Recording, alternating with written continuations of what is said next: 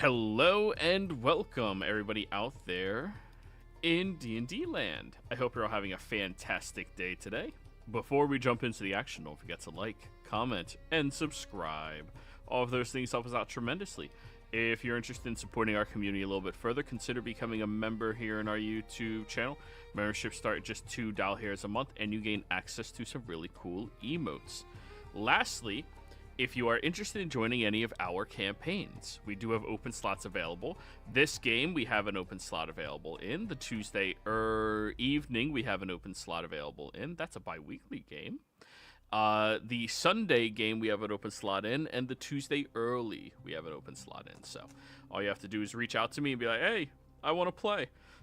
Be more than happy to have you join in on some of the action and fun. Now, without further ado, tell me what happened last week, Kaz. I will try to do my best with foggy memory. So beginning last week, we continued in the battle against Torog. Things were looking fairly dire. A lot of the group was injured or down, and the enemy was still preying upon them with things were looking not great. But at the start of the session, our allies joined us with Elwyn and Nobu Jr. Nobu Jr. did come down, did he? I think no, he didn't. When Elwyn come down, I can't remember if he joined us or not. And casting a wish, well, starting off that she broke time once more, causing it all to freeze, and at that time and point, Casimir was locked within, it had been swallowed by a creature, and I believe Vindir was already down or nearly dead at that point as well. So before time properly restored itself, Casimir used that one opportunity to break through time's limits and kind of break out of it before time started to resume. And then ultimately, as kind of battle kind of continued, we managed to get everyone up, everyone healthy, in part thanks to a wish from Elwyn. A heavily monkey-pawed wish to restore everyone to their full selves, which essentially equated to everyone having around 155 hit points, their maximums then becoming that, and also Elwyn dying for it. Was it a steep cost? Severely so, but that's what the dice rolled, supposedly. We all blame Joy for it. But even with the monkey's paw, even with the deaths happening, with Elwyn going to the goddess of light's domain, that I can't remember her name. Someone can help me out with that. Who are you talking about? Shar Loth? No. Before that, Our Elwyn friendly went one. to the goddess of lights. Sarenrae.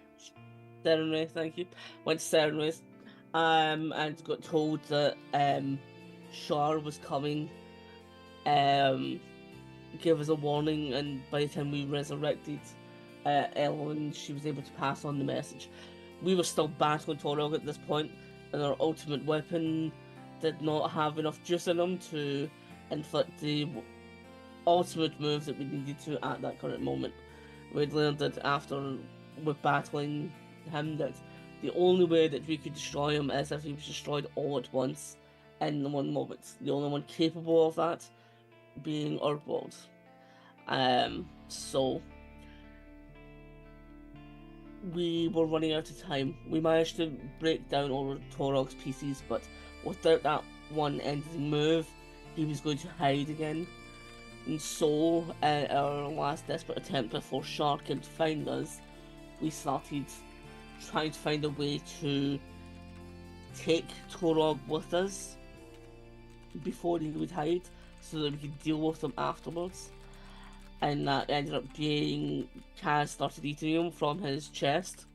So that entire god started to, rather than try to funnel itself away, decided to actually go inside the endless abyss of hunger that lies within him. In the last couple of moments before Shar properly found us, the group teleported away out of the world with an encased god that was in the process of dying and rejuvenating at the same time, all the way back to Zodiac. But it seems like even our attempts to escape her were not for much. She immediately kind of shifted to this world, and Vindiv could sense at her presence that she was coming to this world, that she was coming for us. And so once more we left.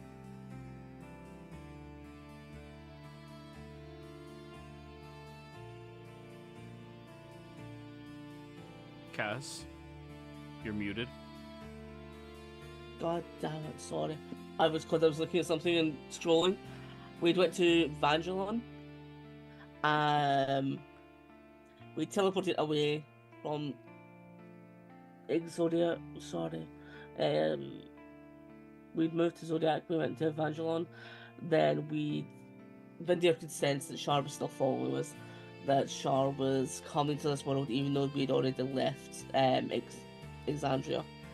And so Kaz took them to the Underdark, hoping that shadow would keep them hidden. That the lack of divine presence that could exist under there might keep her away. But it seems that wasn't enough. It came time that Shar made a declaration that either we gave her Torog or she would take Liara. And a deal was to be made. It was a demand, an ultimatum really. The party quickly tried to deal with Loth, wondering if we could actually, is there something that we could actually do? Could we protect her? Could we get her away? And the party ultimately deciding that they were not giving up the god to Shar to make her even more powerful.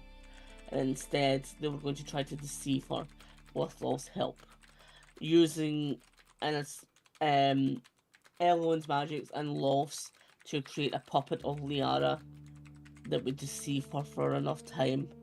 But Loth only agreed to if we would personally get her out of this universe and into the new one. And so, in a lot of chaos, there was a rush. Loth and Elrond transported to where Liara was, to where Loth's spiders had been keeping watch on her. And in a fraction of a second, switched out Liara at the cost of an arm with a puppet, and the illusion made it real enough to actually deceive Shar for a few moments for them to escape. With them returning, Liara is now injured and heavily confused with everyone else, and Casimir had to take Loth and immediately hurry her through all of Torres to get to the portal. Across the way, various agents of Shar could be seen trying to intervene, trying to locate them and find what they were doing, and eventually trying to stop them. But now, Loth is gone. She's through the portal. But Kaz is still in the middle of a city with a lot of Shar's people. I think that was about everything. Just about.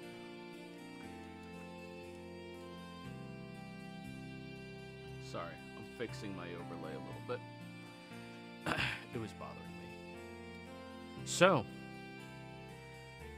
while everyone else is resting inside of Casimir's home, his castle, deep underneath the world of Zodiac, where no gods may step foot, but apparently somehow two of them have already broken that rule.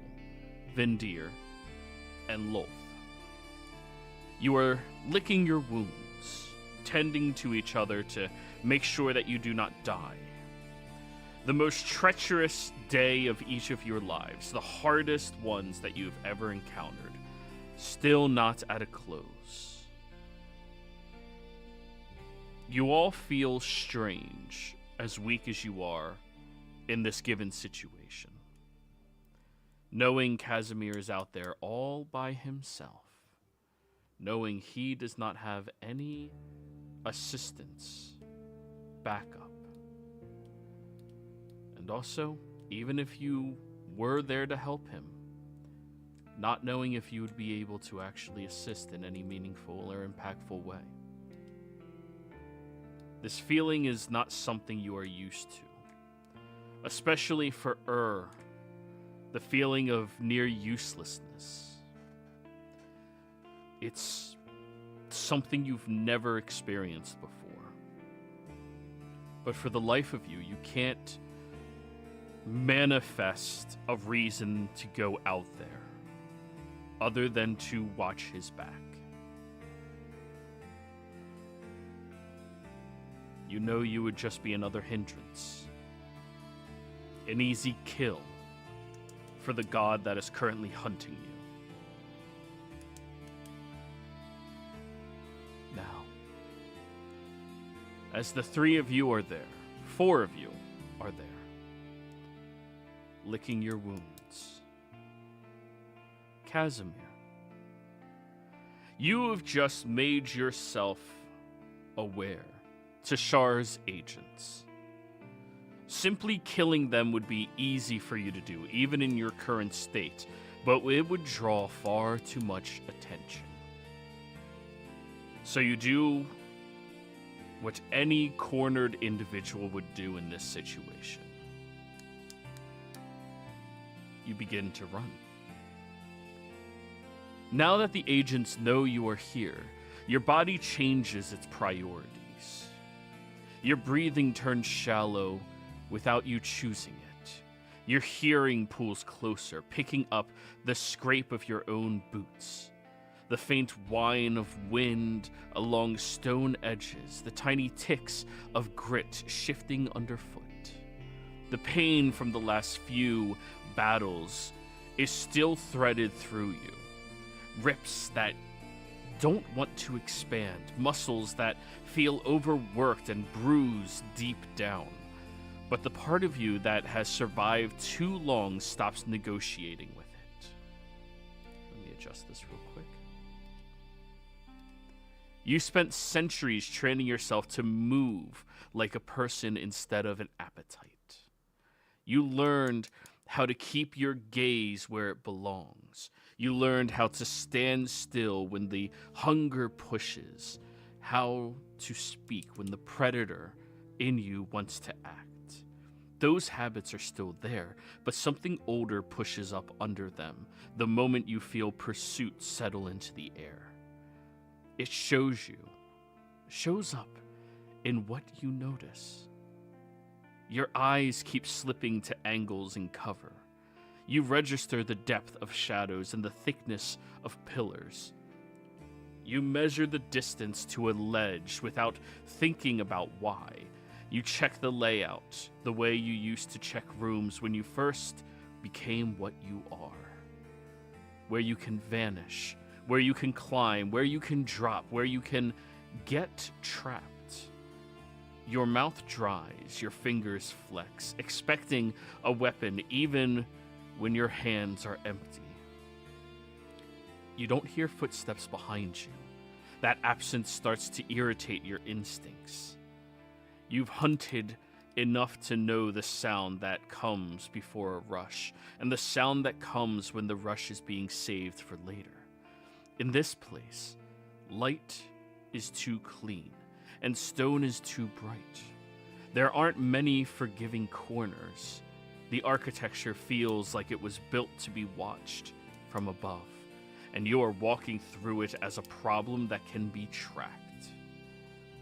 You feel the first touch of it along your spine, a faint pressure that doesn't come from wind. It's brief, searching, like a hand pressed over a surface to find a seam. You turn your head and the world offers nothing obvious, no figures, no movement. The feeling lingers anyway, and your skin tightens as if it recognizes the direction of attention even when your eyes couldn't.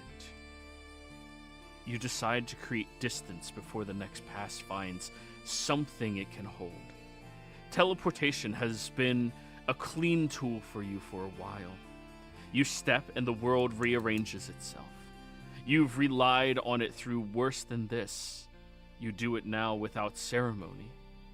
The space folds, your stomach drops, your boots meet different stone. For the span of a breath, you expect the usual relief, the sense that the chase must restart because you broke the line. Instead, you become aware of something that followed the jump. Not in the way a body follows, but in the way a method follows. The air around you feels sharper. The sense of being noticed grows more specific. As if the act of leaving created a fresh point for them to read. You have the impression of threads tightening, and you understand what your teleport gave them. A tear in the pattern, a hint of direction, a signature of motion. In a place like this where presence stains the air, that kind of mark doesn't vanish quickly. Your instincts react to that knowledge by pushing you harder. You start moving again, faster now. Your ribs protest each breath and stride that you take. Your legs feel heavy for the first few steps, then settle into the rhythm that survives. Your chest carries that wrong weight, the lingering sense of something lodged deep within your sternum that shouldn't be there. It makes every inhale feel crowded, and it keeps reminding you what Shar wants from you. As you run, your eyes catch details that don't match. A segment of shadow that seems to sit too still compared to the rest of the light. A reflection that slides across polished stone at the edge of your vision and disappears when you try to lock onto it. A place where the wind should curl around a corner, but doesn't, as if it met something and adjusted. Once a pinprick glint appears high above, then is gone. And you're left with the certainty that whatever made it is staying just outside the range where your senses feel confident. This is the first time in an incredibly long time, Casimir, you have felt like the prey. It is uncomfortable. It is discerning. Your mind isn't working in the way that you have trained it to do so. Instead, it is working on survival. Something you have not focused on a very, very long time. Something that you have suppressed, knowing that you were the apex predator. You were the one that would consume. You were the predator. Now, you realize, out here by yourself, without your allies, without backup, without means of safeguarding yourself anymore, you are prey.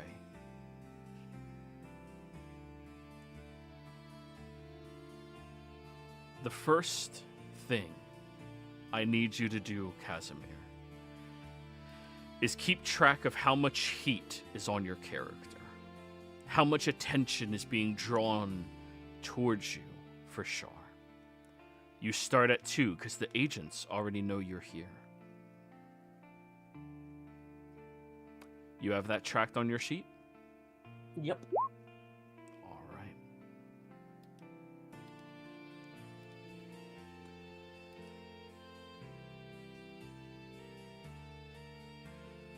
The architecture around you, it's clean, luminous stone, impossible bridges suspended across large chasms that drop into impossible depths. The kind of place built for certainty. That's what makes it worse. There aren't many places to hide. Every path feels like it was made to be observed. The first thing you need to do is to roll me a good old-fashioned stealth check. And I will alert you, you can make the decision to teleport, but in doing so, your heat will instantly increase by 1, and you will be met with a skill check. If you fail that check, it increases by an additional 1. If you succeed high enough, though, it may go back down. Gotcha. Stealth first. Stealth first. Am I in dim light or darkness, like sticking to shadows? That was the one thing I was waiting to roll for you. So, in this place, if I roll a 10 or higher, it is daytime. Or sorry, it is nighttime. 10 or higher, okay? Gotcha. Alrighty. He rolls a d6. No, I'm not that much of an asshole. I thought about making it a d12, but 17. Congratulations, it is nighttime. Perfect. So I have advantage on the stealth check. Sure do.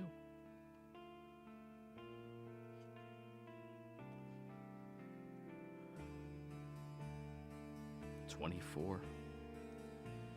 You begin to move within the seams and angles of the city, trying to avoid sight by any of the people that may stumble upon you and notice you. Casimir, you feel something that you haven't felt in so long. The fear that if you were recognized, if you were seen, it may be your undoing. It may lead to you dying. Everything that you've built up, the notoriety, the legend, the folk hero aspects of your entire deeds that you've been doing for so long, now being a detriment in this moment. You are attempting to evade sight by these agents, but no matter how you move between the angles, your body and your instinct are fighting one another. Your body tells you you are the predator, but your instinct is calling out, saying you are the prey. That is one failed attempt, Casimir. Increase your heat by 1.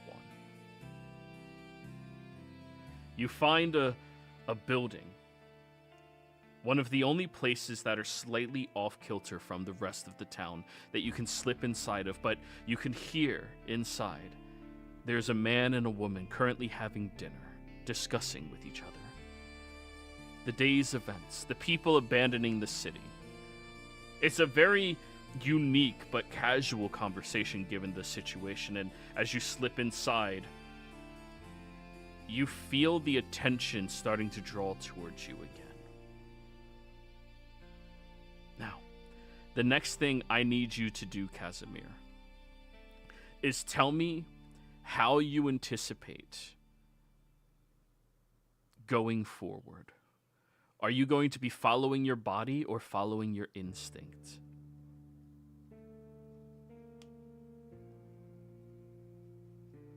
Instinct. It's what's let me survive this long.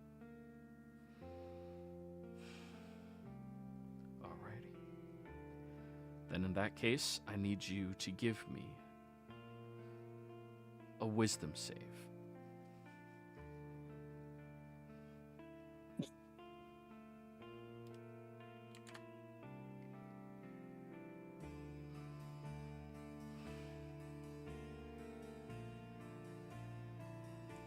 I'll use recap reroll.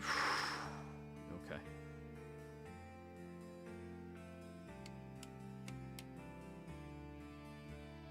I'll use game advantage.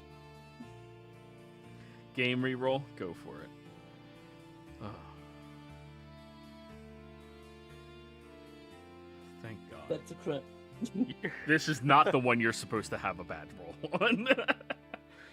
Whew. You decide to give way into your instinct. Right now, in the deepest recesses of what it is to be a vampire, you have learned vampires are prey. They are meant to hide from the faithful, hide from the divine, stay out of the light, stay out of the sight of everyone else. Devour those weaker than you, as it is just their purpose to be devoured by you, but to stay alive, you must hide. You must lurk, you must climb, you must be untraceable and unnoticed. Deciding to give in to your instinct, you've been a notable person in recent history, especially among Taurus, Aries people. You watch as one of the couple, the wife, stands up and goes over towards a cabinet. Upon opening it, she looks over at you, and you can feel in that moment you being perceived by anything is drawing the attention towards you. But you give into your instinct.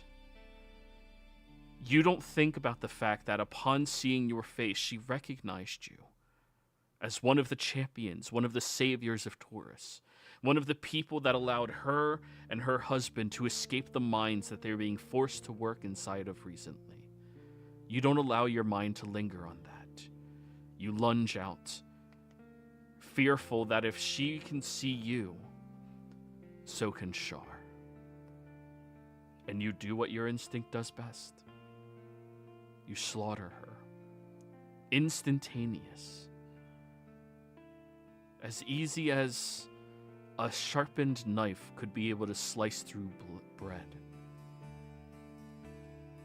You don't even notice the fact that you kill the husband in the same motion. Your only instinct right now is survival.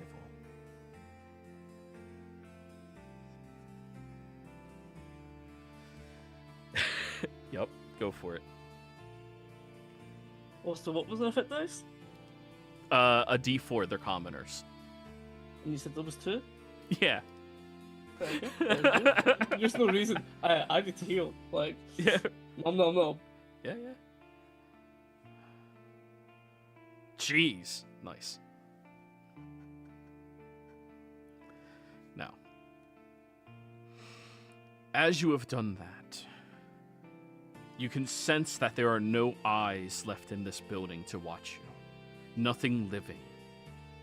Nothing prepared. But now you need to get your eyes on your enemy. You could begin teleporting out of here if you would like, or you can take a beat to watch.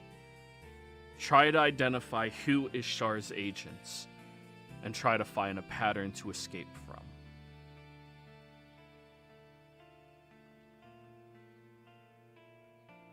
Which one would you like to do?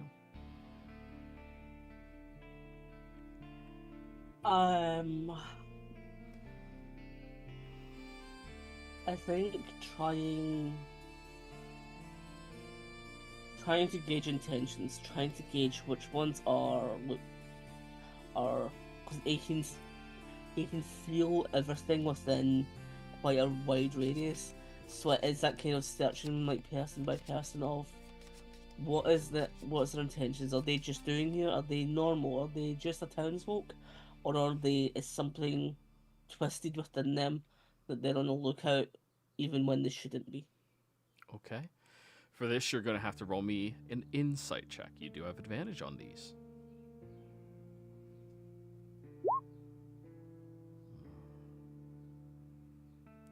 From the windowsill, you watch. You can see a handful of individuals walking around, blending in, talking with one another, but in seeing them, you can sense a surveying eye, the presence of something scanning through. Each of these people are missing something. A finger, a limb, an eye, a tongue. Something simple, but you know what that means. If that was a sacrifice to her, if that was something she had just taken, if that was a deception from her, there's any number of ways that she can move into somebody else's senses. You spy them. And in doing so, you begin to learn their patterns. You notice when there's none of them out and about, and you find a moment for yourself to leave. Upon leaving, though, you still have to deal with that presence, that thing tracking you inside of yourself. I need you to roll me an Arcana check. Oops, not very good.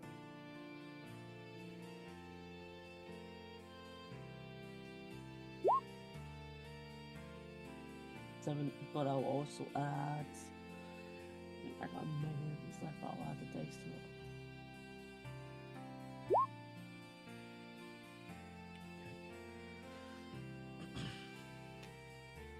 Do you remember what it was that Shar took from you?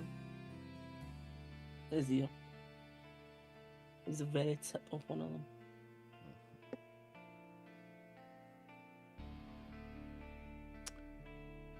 You can sense that is the connection she has to you. That is why when you attempt to manipulate magic or the weave in any way, she is tracking you. She is following you. She will know your presence because she is a part of you. That is why she can simply whisper to you as well. She has your ear. Now,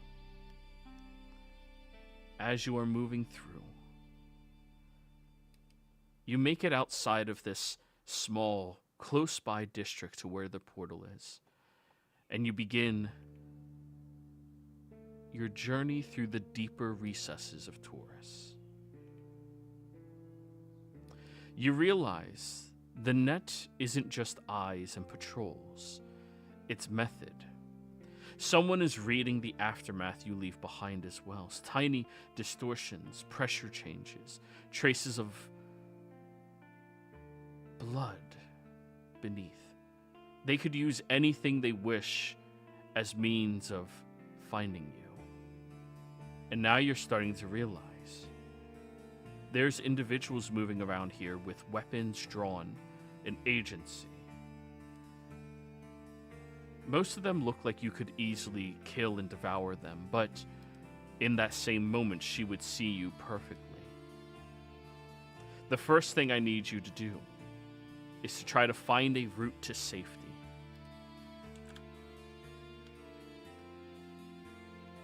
Survival check.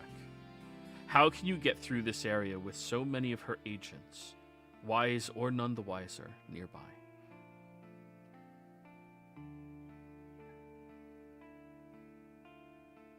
Good. That is yet another success. You look around, and the way that the guards are moving through here would be natural to herd individuals. Remaining on the ground would be bad for you. Next, I need you to roll me an acrobatics check. This is climbing to the rooftops and beginning to move across them without making noise.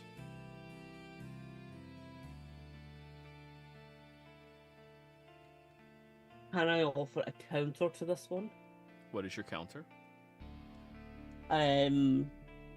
To not be heard and to get to that certain vantage point. He has. Sorry, I'm scrolling. A cloak of Asterios steps. It allows him for up to 1 minute in individual portions to go ethereal. So can he, for a certain period of time until he gets up there, use minutes like time of that to go ethereal and get up there? You succeeded on your Arcana check, so you know if you do anything that manipulates the weave of magic like that, the attention will instantaneously move to you. It'll be the same as you attempting to teleport, which means you get 1 heat on you, but you'll be able to make a skill check to try to remove that. Never mind then. I'll just try the acrobatics. Okay. Yeah, I'll do it.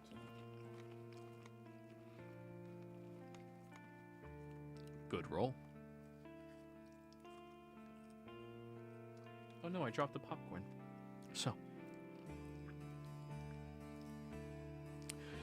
You go over to the side of one of the buildings, scaling up it with your claws as best as you can, leaving behind that small track that they would be able to follow, but then beginning to jump and leap across one house to another, attempting to utilize whatever natural instinct of gliding, of potential flight that vampires possess to be able to not make any noise across them. However, there is a couple of traces left behind of you. A shingle knocked slightly loose, your claws utilized in climbing the building.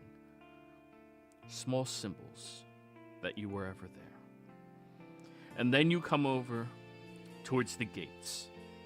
As you are leaning on top of one of the buildings, looking across, you can see the gate that separates this entire district, where they are keeping the guards and security much more secure, and a massive bridge that goes across and leads to the other side. You could attempt to just walk the bridge if you would like. Or you could attempt a daring feat, a near impossible feat, to jump to a segment of the bridge that nobody is currently near, from on top of the roof.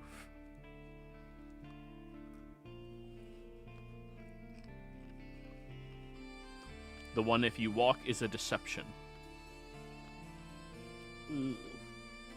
No, I'm assuming it's athletics. Uh-huh. Yeah. If I walk, does being invisible do anything for me, or is that again the same? Like, is that akin to teleporting? Yeah. Right, okay. God fucking damn it! You to go all my shit against me. That's what Shard does. We got big. We're leaping it. Go for it. What was athletics? Yes, sir. Near impossible feat.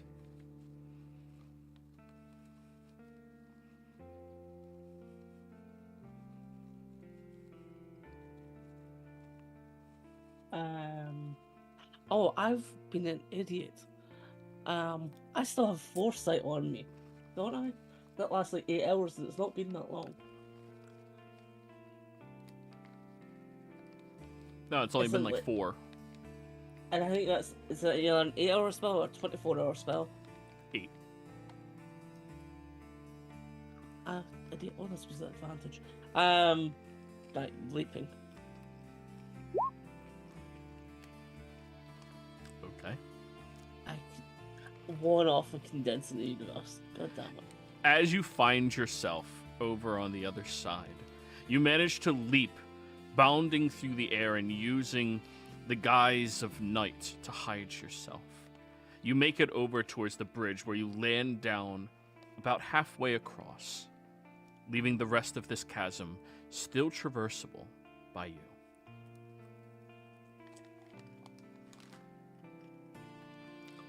Congratulations. You've gotten the heat down to 1. Now that you are strolling across this bridge, making it to the other side,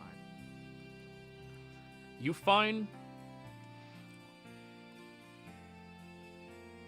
that the gate has the absence of any guards nearby. The instinct inside of you tells you to turn back, to run, but you know the other side is not going to be any better for you. Looking at it, you can sense something is off, something is wrong here. You're going to need to find out what that is. Arcana check.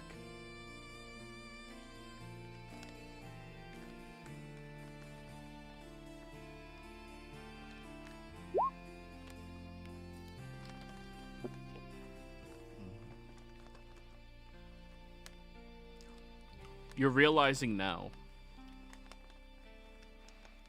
the other end of this bridge. Advantage, go ahead.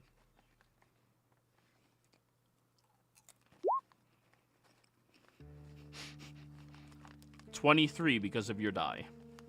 Yep.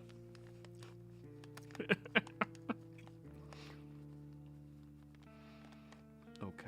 Well, 24 technically because advantage means you only have 2. But yeah. Yeah.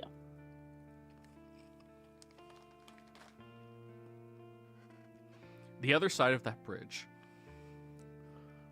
you can sense a divine essence associated with it. Something watchful. Something scrying. And unfortunately, at this point in time, Kaz, you are giving off a persistent magical signature. There's no way for you to turn it off. You're going to have to get through the end of the bridge, and you're going to have to get past whatever sensor that is there for whatever god it is, and just deal with that consequence. That is a failure. Damn it. Okay. You're still only at 2 right now. Yeah. As you are wandering across, yet again, I need another stealth check from you. You are trying to slip past wherever they would hide this thing. You don't have a natural, organic way to know where the spell is, where the magic resides, but you do possess knowledge of where people like to watch, where creatures like to spy. You look at the architecture, and they have an L bend within the walls themselves. So once you pass that threshold, you would be in perfect sight of anything watching. That L is what you must avoid. You get over to the side of the building. You manage to climb and scale across it. And then fall down the chasm deep enough that you can grab onto the stone walls, grabbing as best as you can and hoisting yourself back up to the top. As you are doing so, you manage to circumvent enough of the area. However, now you have a problem. You can feel the fatigue of all of this. You can feel the pressure in the air, the fatigue of your body. I need a constitution check from you.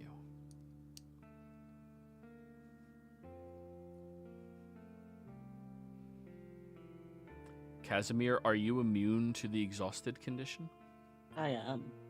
That is good. But you are not immune to the feelings of it. You can push through all right, but you are noticing every 3-4 steps the ache of your ribs pushing against you, the blurring of your vision. It's starting to take its toll. But you can push through, for now at least. As you are moving past the end of the bridge, you look around now, and you can see the numerous different churches that are being rebuilt and restructured, including the one that you recently were just fighting inside of. The one where you were dealing with a fanatic and Jugramhausch. As you begin to spark that memory, you also realize where you are now is surrounded by a lot more faith. Gods have never liked you. Not many of them. Only ever Ares. All the other ones have looked down upon you, knowing what you were compared to them. And you don't know which gods she has influenced, stolen from, taken power from, have eyes upon. All of this is unknown to you. But you are walking through their house. And you are hoping that you can pretend to be small enough to make it through. I need you to roll me a religion check, Casimir. This is to give proper respects to each of these various zodiac religions, hoping that in doing so you will not be noticed Nice. 22.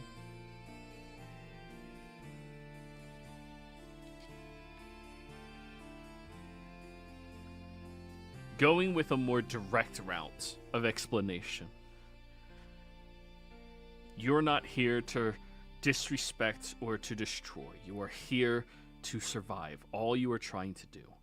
The original purpose of Zodiac, survival. That is what it was meant to be.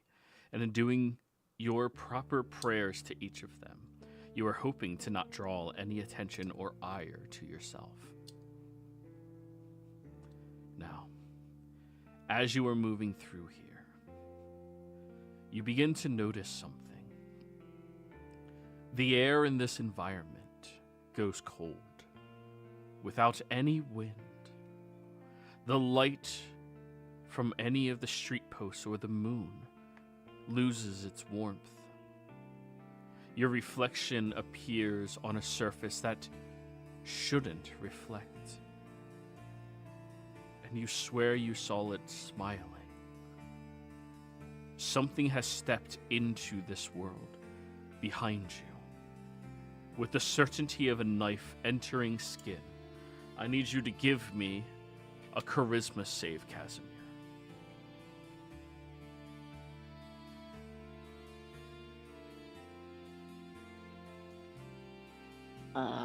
That's an 18. I don't feel like that's going to be enough. Because I killed those people, I have a heroic inspiration, so I will use that. One more roll then.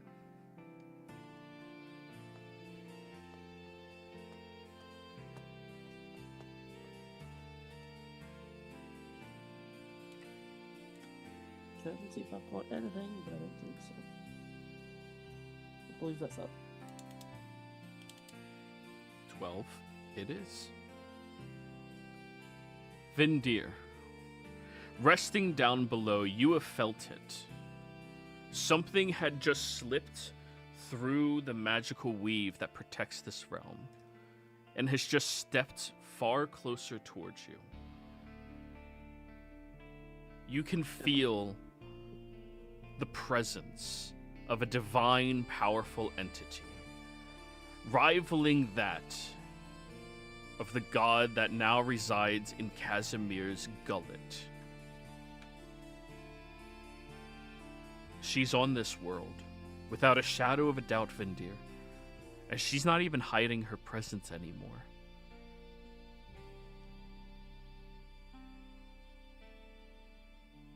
Do you do anything about that? Yes.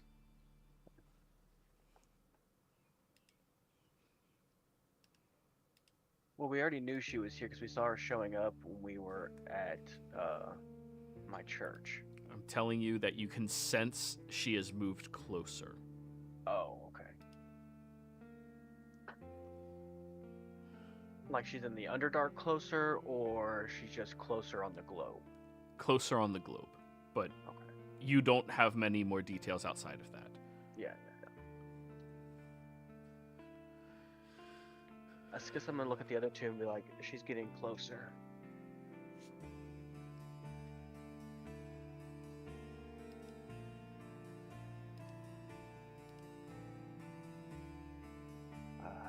I don't know what to do with Kaz not being here. I don't know if she's following him or if she's coming for us.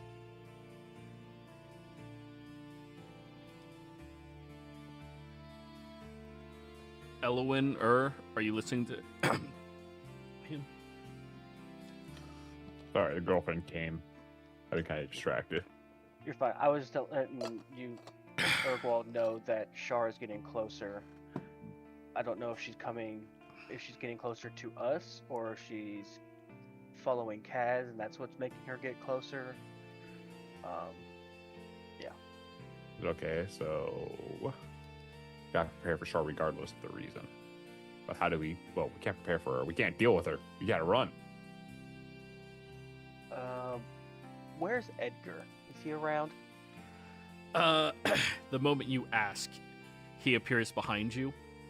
Yes. Without telling your master's secrets, how fortified is this place?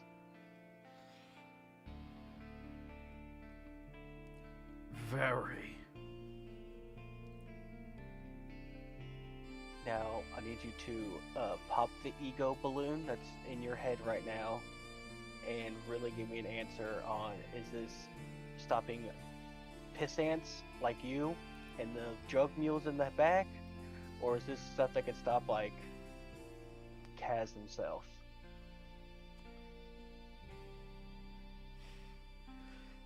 The Underdark is designed. Wait, is that his voice? Or is he more? He's more like, yes, master. Oh. Yes. Wait, no. Yes, master. No. See that? No, I think the one you were doing it first was more or less it. I thought so. It's been a while for Edgar, so it's. Yeah. You normally don't have him pronounce like whole sentences. He's normally very short. Yes. It is very good. Little Nicky, that's right, yeah. That's. Yeah. Yeah, it makes Yeah, sense. you're on the right path, though. Yeah.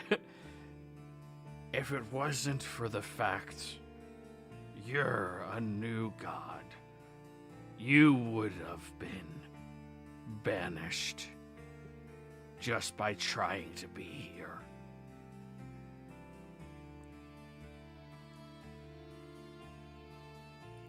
And we have, let's say, fodder available. And he gives a devious smile. I don't want to know. Yeah, fodder. That's what he said. Okay.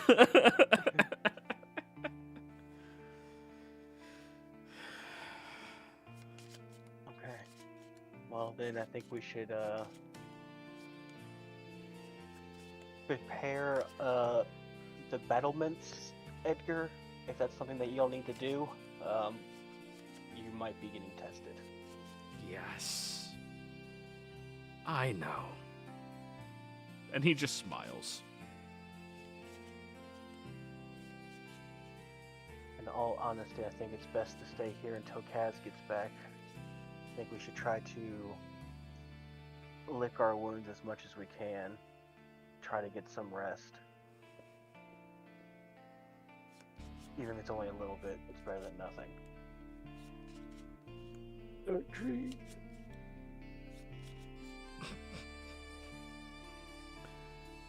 So. Earth's like half bleeding out right now. Yeah. Elowen is practically dead. I'm full HP, but I'm flat 3 strength. Yeah. Because of wish. So you're like a withering flower, and Erd is bleeding out. Yep. Bleed now, bleed deeper down the tower. Oh yeah, if you're bleeding out, Edgar could just give you cure wounds to help with that real quick here. Heck yeah. Yeah, he wouldn't do more than that because you're not. Oh, is cure wounds D8s? Yeah, that's it. Yeah, D8s, I think. Yes. Had to find it. Can't really help right now. Can't cast spells. 13 hit points, but without Casimir's express say, he's not healing you anymore. That is reserved for Casimir. Casimir.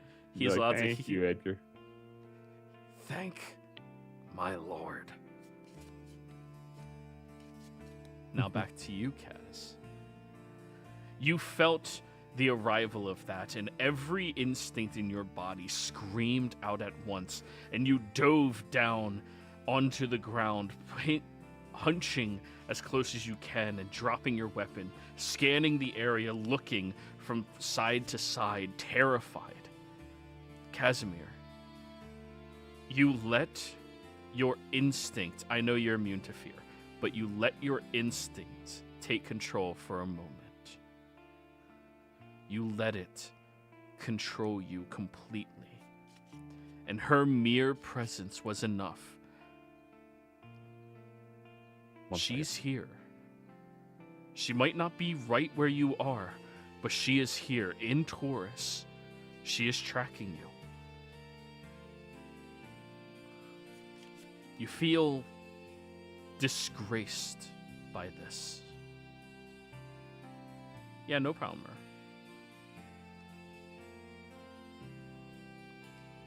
And as you feel that... Oh, you're typing? I'll wait for you to finish typing, Cass. This is more for them. I was just saying I was going to say about Bash and stuff. Yeah. I need you to roll me a survival check. You need to find a route that is so strange she will not be able to follow you. What check is that? Survival.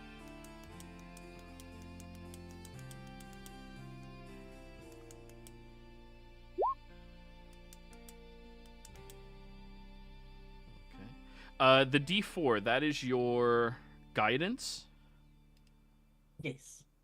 I will say, starting now, you can't really do that while stealthing anymore. Yeah, that's fair enough. That makes sense.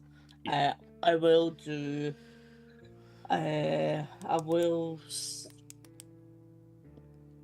spend the dice on this one. No, I think it's 29 stuff. I'll go with 29. You're sticking with the 29. This is specifically trying to find a path so that she can't find me, right? Yep, this is So you trying to take a route that nobody would take.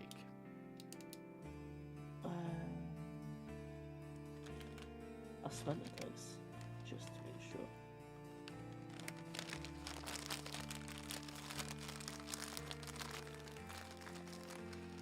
Good thing you did, because the DC was 30.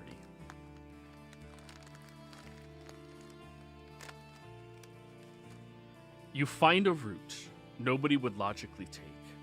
It is far from efficient. It is taking harsher terrains. It is breaking into pursuits and attempting not to leave bodies behind. As easy as it would be just to kill anything that sees you, you need to remain out of sight. As you are doing this, you climb a few of the buildings, a few of the churches, and begin jumping and leaping and bounding between them. As you are doing so, you've managed to make it just to the outskirts of the town. The last thing I need you to do, Kaz, you have to roll me one more acrobatics check. This is you attempting to leap from on top of one of these churches into a chasm that you know has an exit into the Underdark.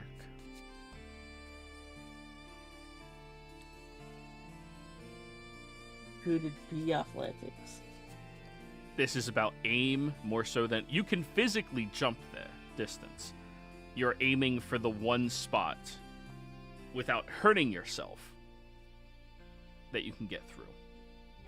I don't mind hurting myself. Huh? I don't mind hurting myself. Without really hurting yourself. It'll be a consequence table.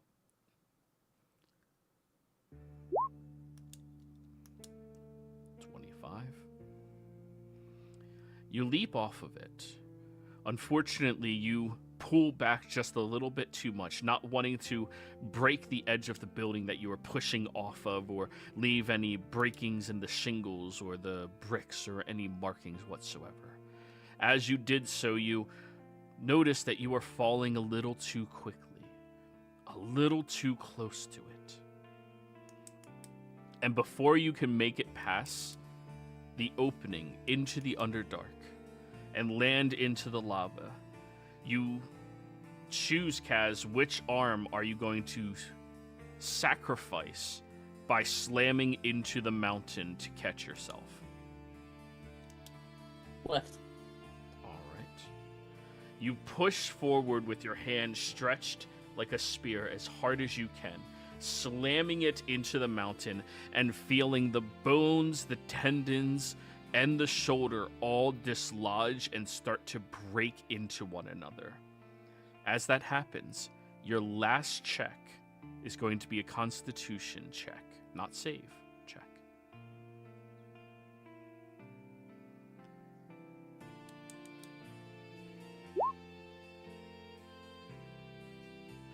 You bite back against this excruciating pain, focusing instead on counting just a few numbers at a time, trying to catch the breath that you don't need out of instinct yet again.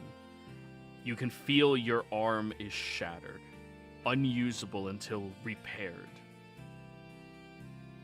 But you manage to take your other hand and begin climbing up.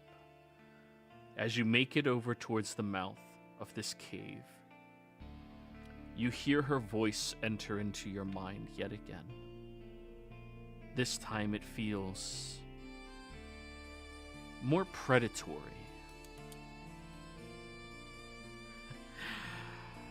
Wow, you do make quite a good mouse. I thought you were the predator. Scurry into your little hole. I'll smoke you out. And as you look up the ravine, you see her standing on the edge of it, staring down at you.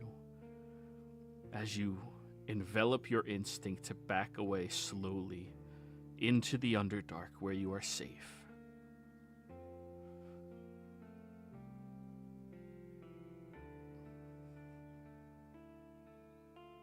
He's not gonna reply. Feels too dangerous. Like, even doing that, even though it feels like she knows what it is, saying something would only confirm it. Then you are met by absence. And over the next few hours, you track through these tunnels as best as you can, fighting beast after beast, after monstrosity, after vampire, until you make it back over towards your home, where you see that there is 30 of your clerics out front. All of them look at you in confusion. Casimir, I lied when I said that was your last check. Now you have to give me another wisdom save. Will you remain in this mental state, or will you push through it and go back to whom you need to be in front of those that serve you?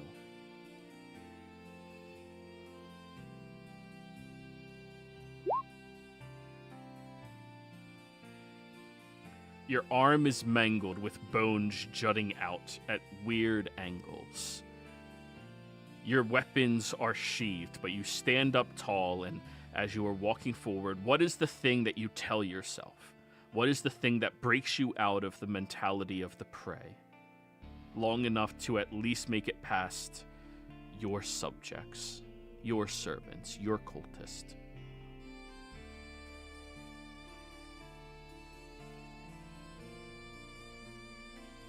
We are no longer this. We have surpassed this. None of them would want to see this. She told us we were better. Be better. And as you walk past them all, they look at you with their mouths agape. As you make it back inside. The hall that you are in. The chamber that all of you are hauled up in. Only two of you capable of movement with any amount of pain that exists in you. You hear the chamber door begins to unlock as Edgar hurries over towards it. And when the door opens, you see Casimir stumbling inside. His arm mangled, twisted. A very angry look on his face. And Vindir, you are the only one who notices a single blood drop tear that has already dried across one of his eyes.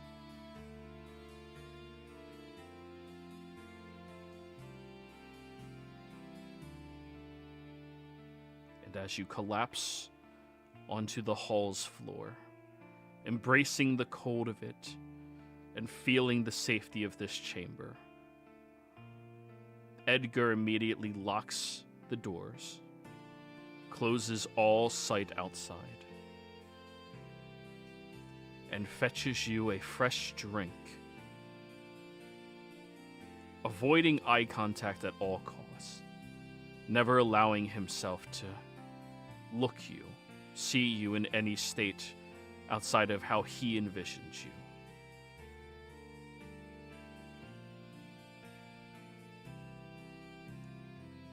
And everyone, you're all back together. Congratulations, Kaz, you managed to not die. Again. It was closer.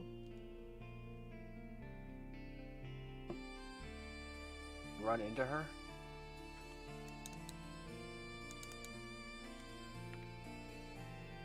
Is she here after me? Not easy to hide from. She's took over scores of people. They are her eyes now.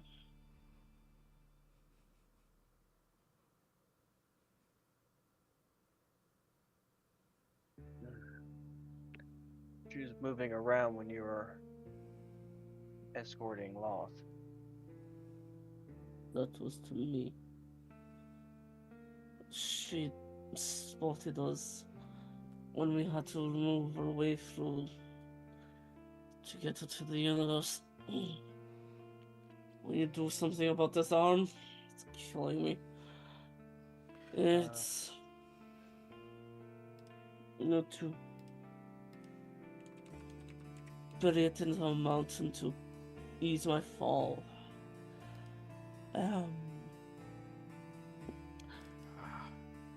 When we were heading there, many of the ones in this city were missing pieces of themselves. You can notice it as long as you spend any time looking at them. Each of them are her eyes. I don't know if it was willingly or she just took over them by force, but it's not good out there.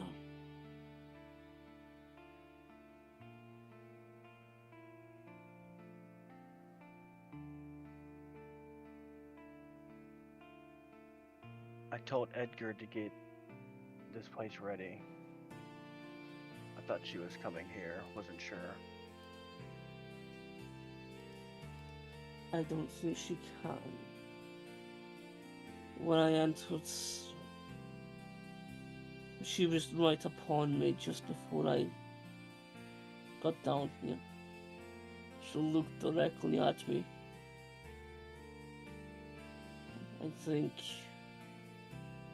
whatever the powers of this place are keeping her out for the time being. Though she's not able to fully utilize herself down here.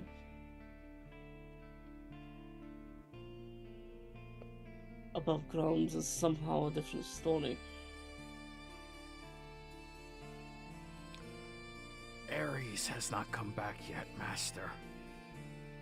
Where the fuck is he then? I assumed dead. Would you like me to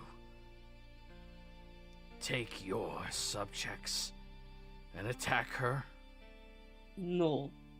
I will not waste my forces fighting a goddess when I am doing everything else to try and stop it.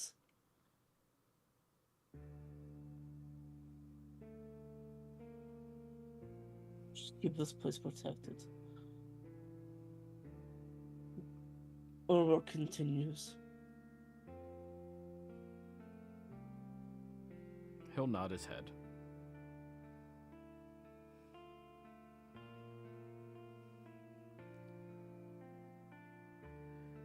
Would you Well- like me to keep the chambers ready?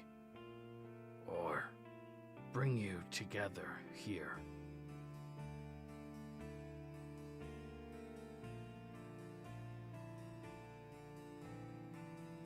Just keep the chambers ready. He'll nod and go on. They'll still need rest. We have guests. He will nod and leave. Go ahead, Vindir. I was gonna say, well, do we want to, if we can get some rest, put that god in the mirror? Or do you want to keep it in you? I don't think I can keep it in me for too long. But I also don't know if the mirror would be able to hold it. It's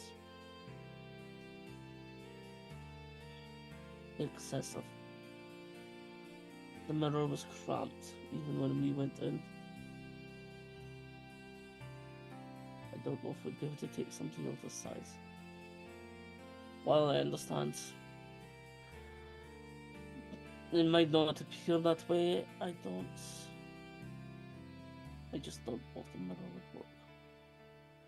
I can't think of it right now.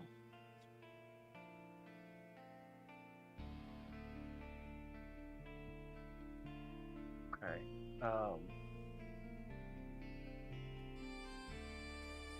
Do we know? I know this got said last session. I don't remember if this was in character or out of character thing. Did we, in character, do we know that there's a missing piece to this god?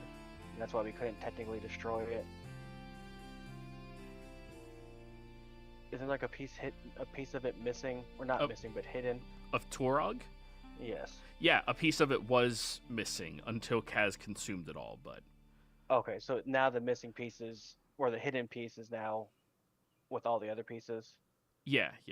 But if inside you Kaz? Okay. if you release it somewhere where there is earth, it will burrow and hide again to regenerate itself. So if you plan on handling it, the thing that was more or less you guys inferred from the Arcana check was you need to take it somewhere that it can't burrow through anything. Or into the mirror. You could put it into the mirror. But that is its own risk that he was saying. Yeah. Do we know that we could put it into the mirror? Like, do we think the mirror could take it? In theory, it should.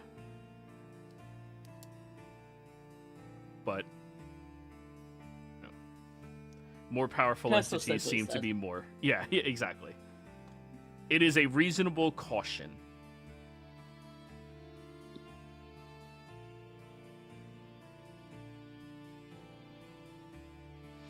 I don't know, we need to deal with it. Because while she's hunting us, she's also hunting us even more while I have this within me. It's not just a self-satisfaction for wanting to kill me that had her chasing me around.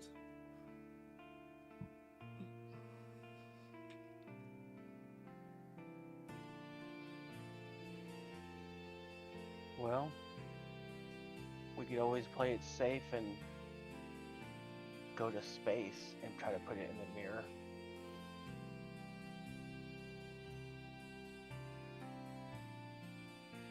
If we can. Is your friend Dushimi still alive? You should be.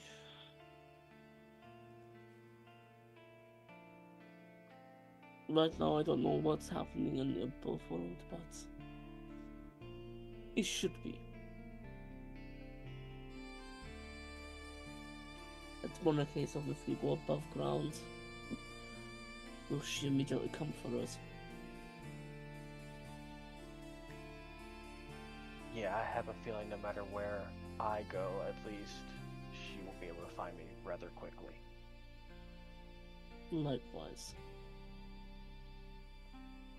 And he just like gesture to like his ear, and you'll see like parts of it are like corrupted. With this, she apparently knows everywhere that I am.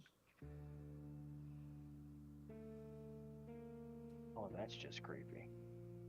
Indeed.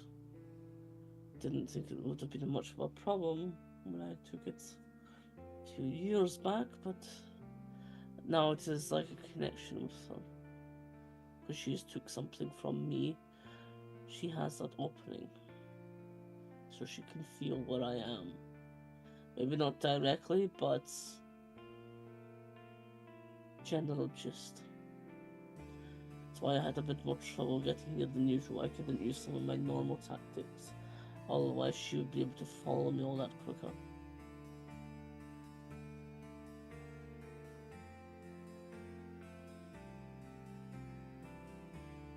I'm starting to feel like we bit off more than we could chew. Doesn't help that everyone and their mother has been against us when we were trying to do this. And our release in the first place. Oh man. It was a fucking monstrosity. But I will not get into that right now.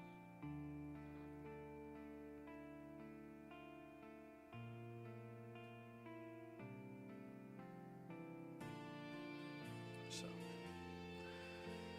at least for the time being that all of you are safe, we can go ahead and go on break and give a moment to get back.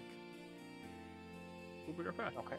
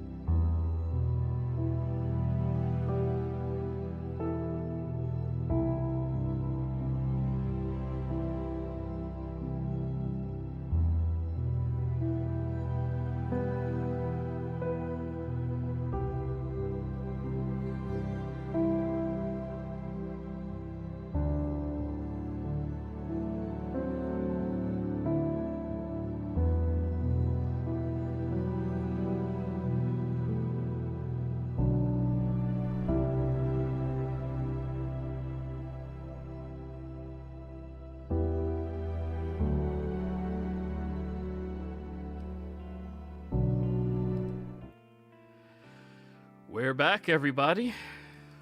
Players, go ahead and hit your long rest buttons.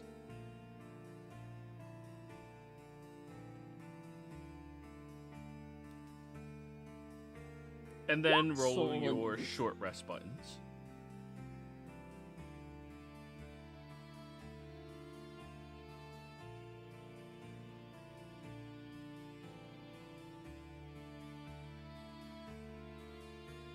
So we're gonna roll our hit dice.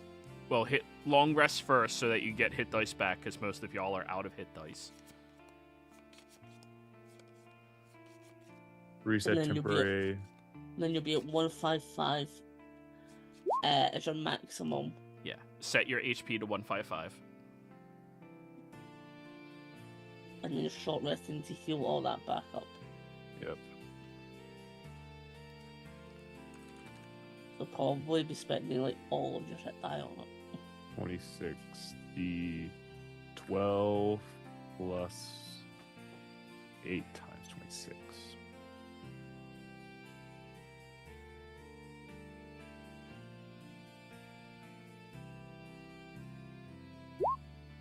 And make sure you subtract however many you're using. Don't you roll max hit dice? I don't know. That's another feat. Oh, okay. For some reason, I thought you had that one.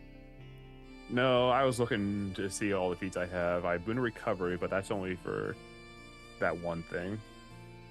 I have Grappler, Shield Master, Skill Expert, Tough. Tough doesn't give you... But the Perfect Health allows me to gain back all of my hit dice on a long rest, not just half. Yeah. Oh yeah, that's the other thing. You guys only got back half of your total hit dice on a long rest. Keep that in mind. Yep. I get, even rolling all of my hit dice, I'm still not to my max. I'm at 528 out of 572, but that's pretty good. Spoiled. You'll Close live. enough. So yeah, I have no hit dice. Elowin, are you rolling? Oh no, you don't need to roll hit dice. You are at max 155. Yes. The least fucked out of everyone. I'm not. Well, Hey, I'm pretty sort good. of. No. Yeah. I'm literally I'm less than 50 from my max, so I'm good. But you're out of hit dice already. Yeah. Yeah.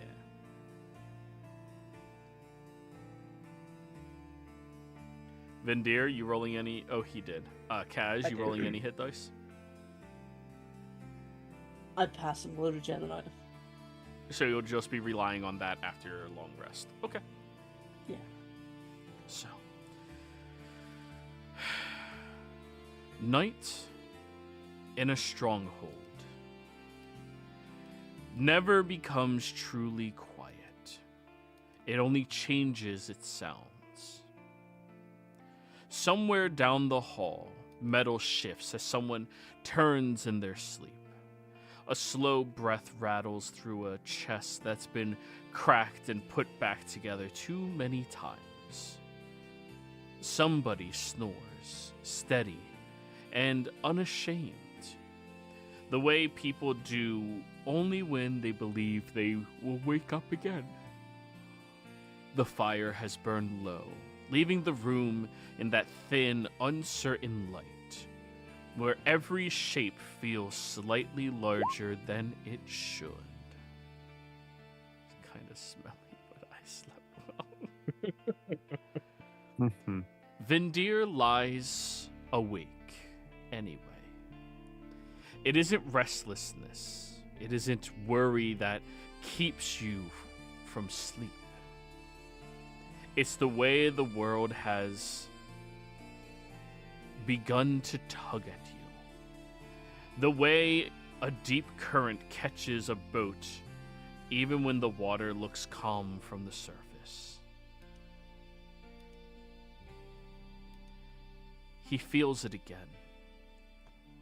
Not a thought, not a memory. A sensation that sits behind his ribs and moves through him in slow pulses, like distant thunder traveling through stone. It arrives without warning, and leaves him holding his breath, waiting for it to finish passing. A god has died recently.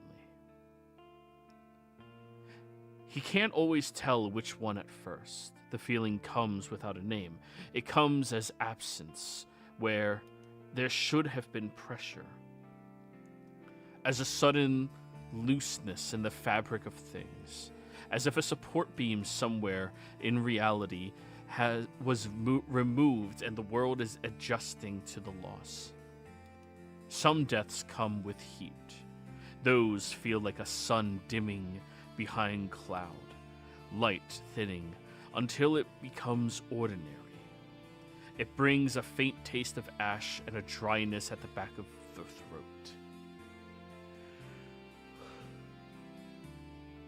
Even now, when he closes his eyes, he can still feel the moment one of those lights went out, and how the air changed afterward. Some deaths come with cold.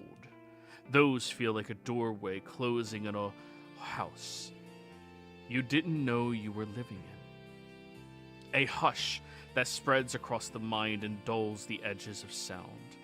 The memory of silver and shadow, in the sense that the sky itself is missing a piece of its reflection. Some death come with weight. Those feel like mountains shifting, like the world's spine rolling a fraction out of alignment. The kind of loss that doesn't make noise right away, but makes everything heavier later. When the work that God was doing has to be done by something else that isn't built for it. There have been too many of those sensations lately. Chords Fall still carries a taste of ozone and open air. It's hits like a pressure change in a storm system, like a battle that ended and left the sky feeling empty afterwards. Ioun's absence feels different. It doesn't strike like impact, it spreads. It shows up in the way certainty slips, in the way knowledge feels less anchored than it used to. Vindir feels it as a faint vertigo in the mind, like the world is missing a reference point and is trying to pretend it isn't. The Moonweaver's loss lingers in the quietest parts of the night. It doesn't feel like a single moment. It feels like something that was already strained finally giving way, leaving a hollow in places that used to hold comfort. The Allhammer's death left a heavier mark than most. Vindir feels it as a dull ache that comes and goes, the sense of a forge going cold somewhere far away. The idea of creation losing a steady hand. Avandra's absence comes as motion breaking its rhythm. Little things, a pause where chance used to be quick, a feeling that paths are narrow, that possibilities are being trimmed before anyone even gets to choose them. The Dawnfather's death lands like light, turning harsh and thin. It's not darkness that follows, it's a world where brightness feels less safe than it used to. Vindir remembers that shift in his body, the way it made every other decision afterwards feel more urgent. The Arkheart's loss is a different kind of wound. It shows up in the way emotions feel sharper, less guided, in the way beauty feels more fragile. Vindir feels it as an ache behind the eyes, like something that once made meaning out of chaos isn't there to do it anymore. Brightbridge is gone too, and that absence is practical in a way that makes your stomach tighten. It feels like distance becoming heavier, like roots that used to exist are no longer there, like doors in the universe being sealed without anyone hearing them shut. Vendir lies there listening to the breathing in the room, and he tries to count how many sparks are left that Shar can still take. Not many. The remaining lights feel scattered, each one carrying its own kind of danger. You can sense Torog's presence like a splinter lodged in the world, not free, not dead, and not quite caged in Kazdemir's chest, and still wrong enough to make everything near it feel tense.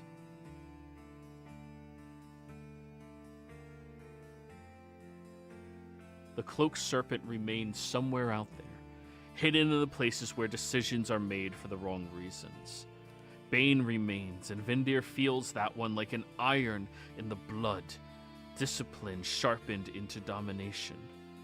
Pestilence remains, a crawling pressure under the skin of the world, patient and eager for the moment defenses slip. The Raven Queen remains as well, and that presence feels like a steady cold line through reality, holding the boundary between life and what comes after. Vendir can't imagine what would happen if that line moved. Shar doesn't have to take many more. She doesn't need a long campaign. She needs only a few good moments and the right victims, and the end becomes something that arrives quickly. Vendir, you shift in your cot, careful not to wake anyone. Listen to the snoring again, to the small sounds of living bodies trying to recover. Your mind keeps returning to the same uneasy idea, that the losses have started to add up in a way the world can't hide anymore. The places where gods used to stand are becoming gaps rather than memories.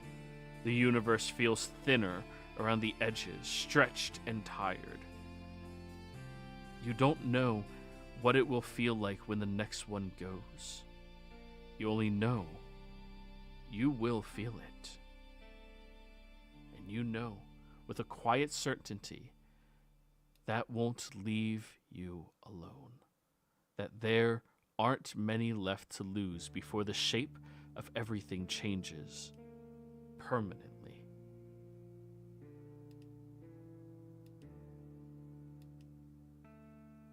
As you all wake up in the morning, Vendir, you have achieved your long rest. Congratulations. But it was a restless night. Tiresome. The feeling of Shar continuing to work. The feeling of her leaving this realm and coming back.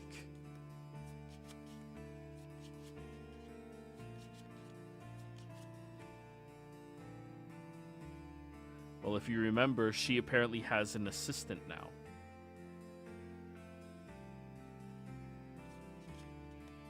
Yeah.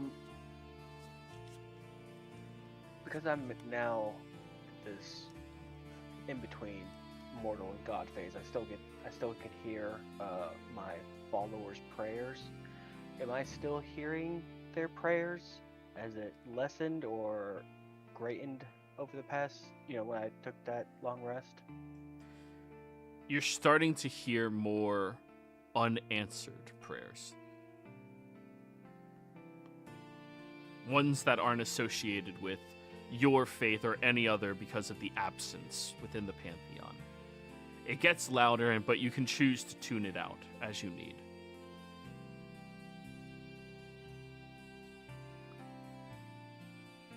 Just want to make sure my followers aren't getting massacred just for being my followers. Not yet.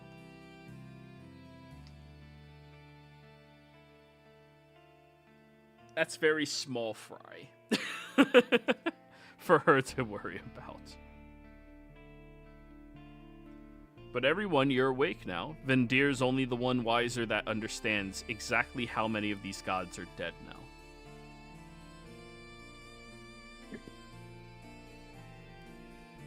Dead or gone. Yep. I mean, the That was a Crawling King- long rest. I needed that. The Crawling King's in Kaz. The Spider Queen is gone. She went to the New World. Let me get out that handout. Allhammer. We're talked to. Changebringer's dead. Dawnfather's dead. Storlorm's dead. Wild Mother. Raven Queen. Markhart's dead. Noimitrus gone. Asmodeus dead. Tiamat. There's only like 2 more left that we need to go deal with. Or 3 more.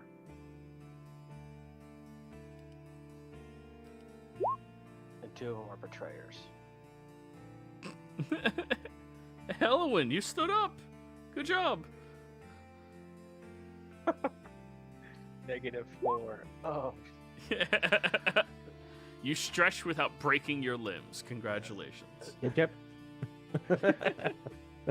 That's the floor.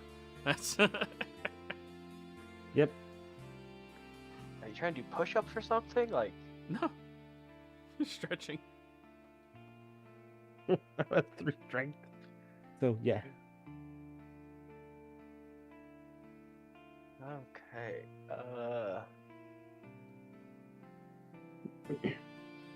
All right. So, what do we want to do? We want to go deal with the other 3 gods, or deal with the god in your chest, Kaz?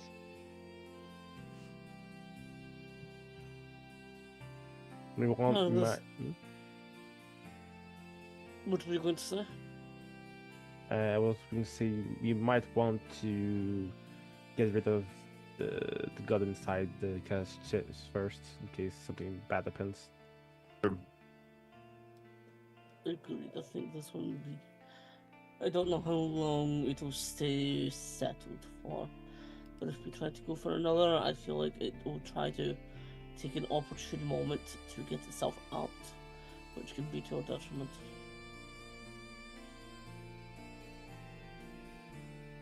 Plus, the longer this is within me, the more she's hunting me.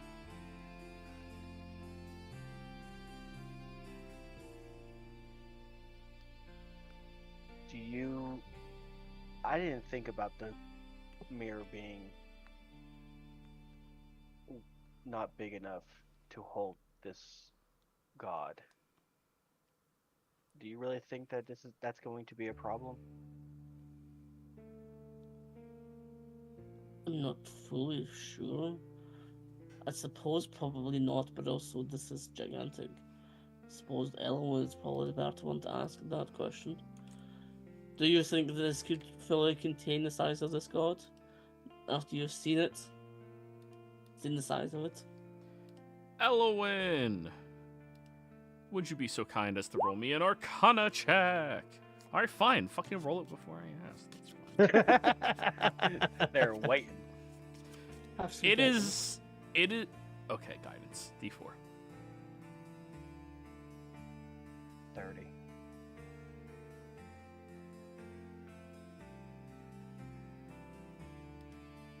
Did you roll the D4? Elwyn. Oh. Sorry. 29.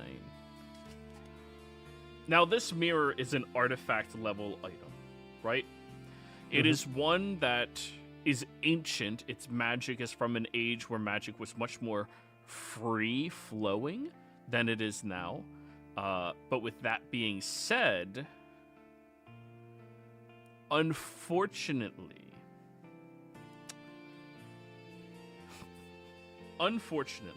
Elwyn,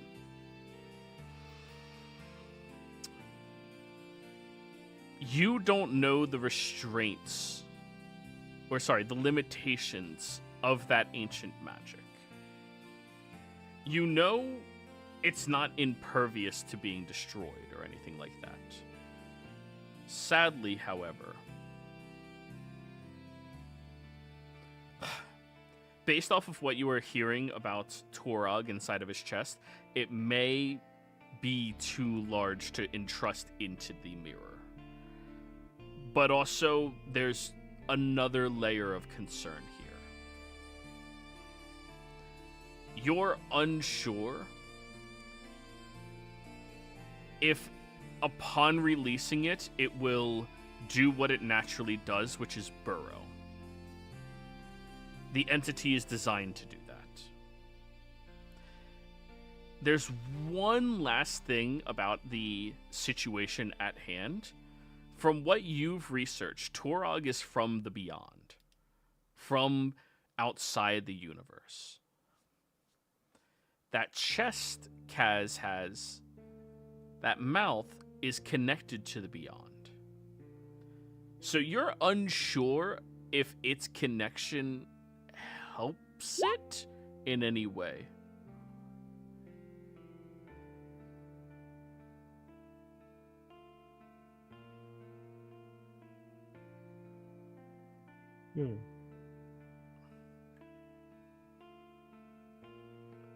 So there's all of that.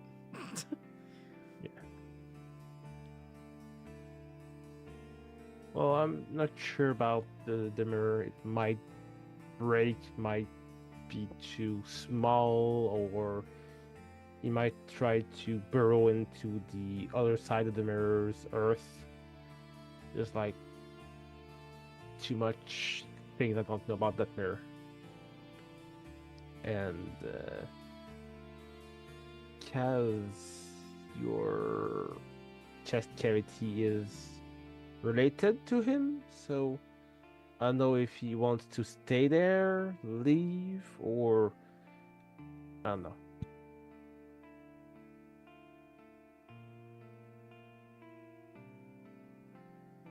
Can we force it to the new world?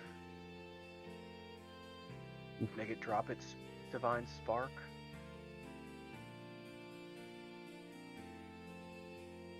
Does it have a divine spark? Yes. It's a god, so yes, but Okay. I don't know how that would work. If we really need to, we could just find an enemy. I could fight Ares. What? What? I could fight Ares, get the pain fuel I need, and then do what I need to do. Would save your pain fuel for when it matters the most. Well, that is what we need. I just like that the only reason that this thing can be killed is because Aurora is able to do something. Do you guys remember But also what you realized last session at the end of it about fighting it? I just want to make sure that's clear. We need to find somewhere where it can't burrow. Correct. Yeah, and fighting it, it's going to be completely fully healed. It's going Couldn't we to just be release it in harder space? the Because it next can't time. burrow in space. Unless it can burrow into the fabric of space-time. Vindir was speaking, but we... Yeah, Sorry. but and it also has the hidden piece or its hidden body part, so it's going to be stronger than it was when we just fought it earlier and nearly died. We need to figure a way to contain it or to instantly kill it without it completely fucking us. What were you saying? That is Ur? why. Sorry. What were you saying, Ur? You're muted. I could fight Ares to get the pain fuel, and then we could release it in space. And then I could kill it. Ares is not even on this world for whatever damn reason. Where is he? Who knows? Out of all the gods, he's the only one that we're on somewhat friendly terms with. And he's the only one of the few gods I know could, well, You could do give you the not need necessary a pain fuel. god. Do you not remember I spent a year beating it into you? It also takes a lot from you, Ur. It is the only way that this thing will die. That is not an if or but. Nothing cannot be contained. One way or another, he has to do what he has to do. I just like that it is the only way, supposedly, that this thing will actually die. But such as it must be. Whether we do it today or not, but it has to be done. Well, that's why I'm floating the idea of forcing it to the new world. It would lose its spark. We don't have to fight it, but it's still destroyed. In a sense, for this universe. If it would go. How do we get it in the new world? Precisely what I don't know. We know it instinctively burrows. Could we use that to our advantage? As soon as I open up this mouth, it might try to spill right out. It could also try to be smarter. I don't know how much it will know about what might be on the other side. Or how long it intends to stay there. It was seemingly happy to go into me. Hmm. But it was our best chance at the time to get out.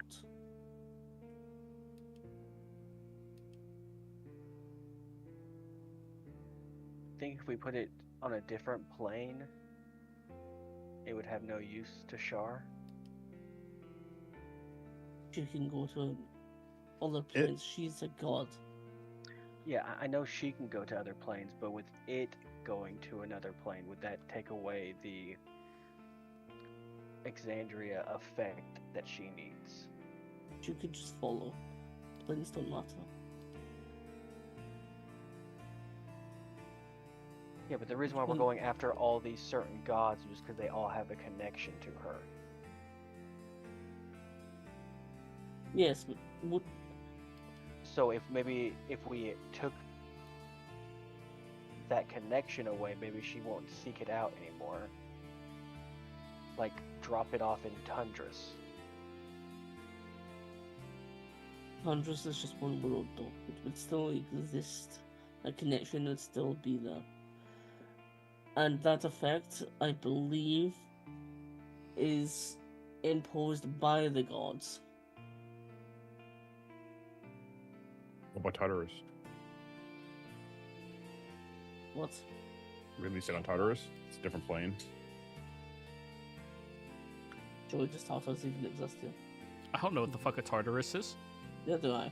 The TARDIS? That's the Doctor's thing, right? Tartarus. But that's Greek mythology as far as I'm aware. I I don't know if it's actually in D&D. Maybe that one with the lion folk. These are the primary planes. Okay. And then there's the elemental planes, the Feywilds, Shadowfell. That fun shit. I know we won't do it, but we just release into the abyss. That would just make it stronger. That would be real bad. Yeah, Unless the I other offered Erdwald's Tundras down there and fights it. Excuse me. The abyss is infinite. But keep in mind, so when we're speaking of another plane, this world is a different plane than the heavens. So even then, regardless of whether it's on this world, Exandria, or the heavens, that's all different planes. And it doesn't stop her from hunting it. Well, I thought maybe because it's still inside your chest, it hasn't left the, you know what I mean? A weird caveat to the rule. 'Cause should it not technically be even inside you in this fortress or on Zodiac? This is an anomaly, and technically, it is not on Zodiac. If you have to be specific about it, my mouth opens a rift to a different piece of the universe that is beyond Sorry. where we can currently go. Remember the things that we fought when we went to the ley lines? The creatures that are out there, the ones that are beyond the main perimeter of what is known as this universe. The creatures that come to and fro. It is from that. This thing manifested as part of creatures that I fought and ate from out there. I became it's a mutation of I am something that shouldn't exist. Worse than normal vampires. It is essentially a mutation of vampiric and this. At least that's what my studies have shown so far.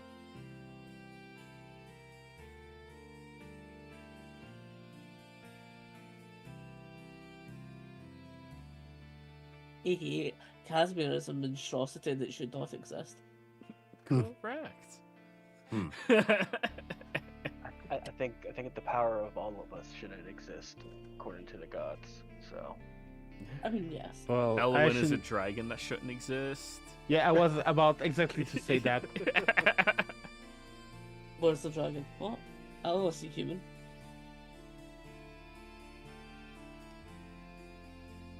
How about we rename our party the party that should not be?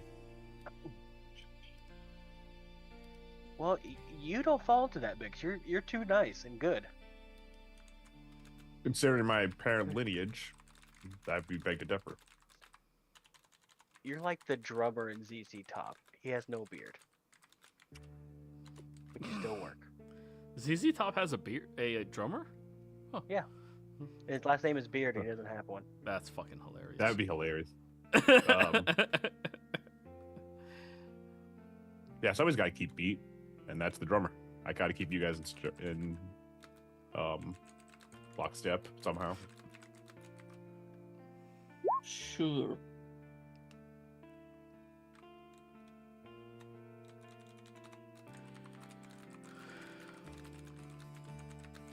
Do you think we have?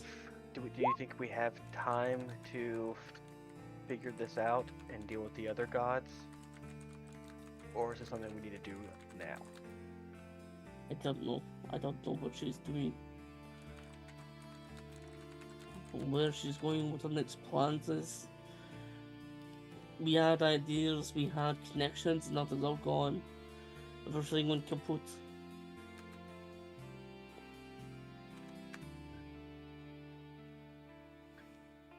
I think what we might need to do is weaken her.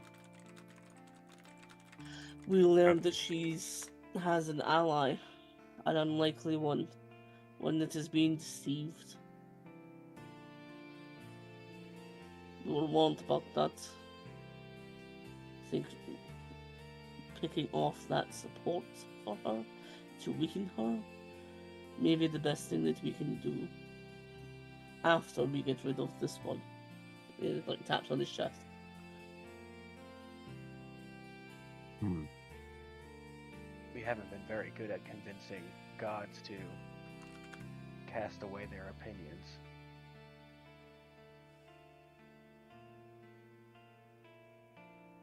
We were told to use their own principles against them.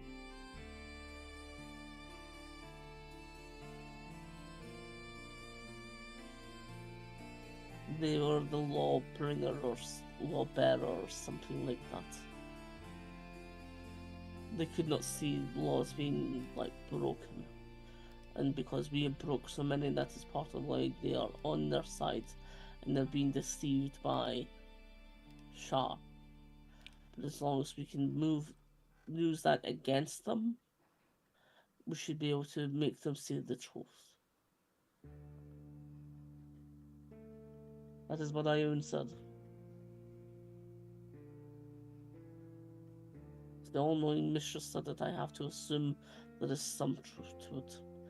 Otherwise, they're a major bitch that they died on us for nothing.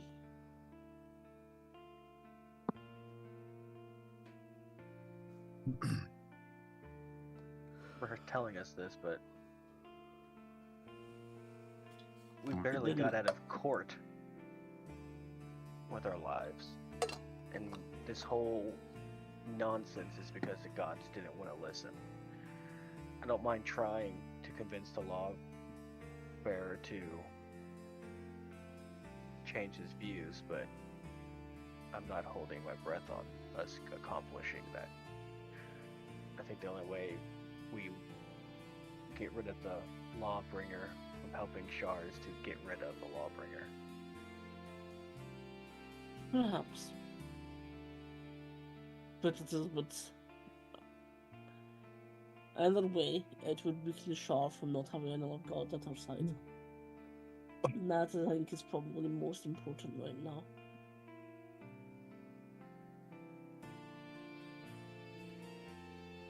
I don't think we need to. I don't think it needs to resort to violence. I think discussion might be possible. The arguments just need to be compelling and with enough reasoning.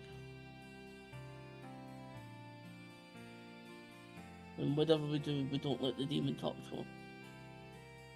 Mhm. Yeah. She had the most success. I know. Really? Where's Mara did that? Dead. Who did she spend all her time talking to? Morden and another god to go get Morden to leave. Where the fuck is he now? Although I don't think you've actually told us that, but still. No, Erica, he hasn't told you that yet. Yeah, I know.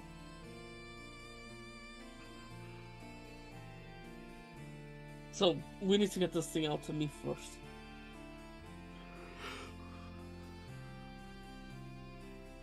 To space. Do we I need know, to beat up? Do we need to beat on up Earth Earth. first? Yeah. Yes. So, as a reminder, because I think you guys are kind of glazing over something that you pieced together and learned last week. The gods believe that only an ability like absolute destruction would be capable of killing Togar? The Snake Man. Torog. Sorry, I forgot his name for a moment. I apologize. They believe that because they never thought of him outside of the environment of an Earth. The reason you would have to destroy all of the pieces simultaneously was because he could hide something deeper in the Earth. So if you got him to a place where he can't burrow, i.e. no ice, no mountain, no earth, no stone, then you would be capable of killing each of the segments and finally killing it. Even without his absolute destruction ability. Now, of course, absolute destruction would just one-shot it, but yeah. No one ever fathomed fighting him. No god ever fathomed fighting him outside of where it is. And we did. Well, you guys kind of had an abomination that could take him out. Casimir. Yeah. They never Mortal accounted strike for again. dumb luck. They never accounted for mortals. Yeah. They never expected a bag of holding. Yeah, right. An infinite one. It's me.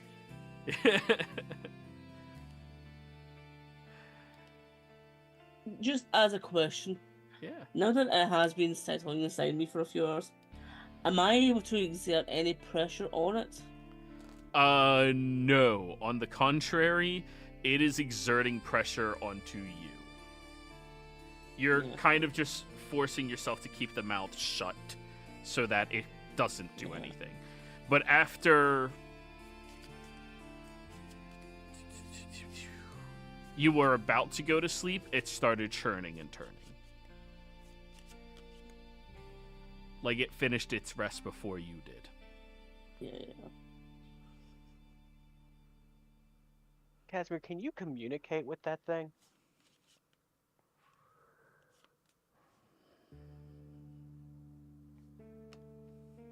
In a way, I suppose I could. Not easily. Just out of dumbness, try to communicate what's happening and what we're trying to do. Just because he was labeled as betrayer, maybe he isn't as horrible. You can always just try shouting in. I'm just getting a mental image of Vindir bending over at your chest, belly area, and yelling at you like you're a pregnant woman. No, the mouth is Hello? Give this to me. Hello. The mouth is vertical, so it goes from like belly button up to like above of the chest or something like that. Splits open that way. That's even more grosser than I thought it was. Okay. Yeah, it's not vertical. It's not like horizontal. Yeah, I was thinking like a mimic mouth on your belly or something. Nah, so it's vertical one. So it splits open like left to right rather than like top and down. You know what I mean? Yeah, just down. Yeah. Yeah. I guess I'm gonna scream at it. Can you understand me?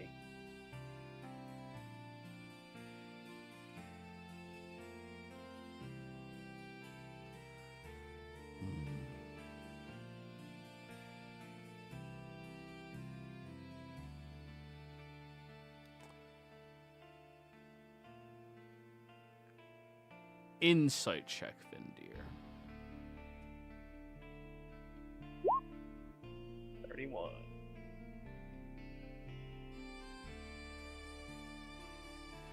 It seems to have some level of consciousness, but it doesn't seem to be willing or wanting to respond to such a vague thing. Okay. I'm going to pull out my spark and hold it in front of me next to Kaz's chest. And then say, can you understand me now?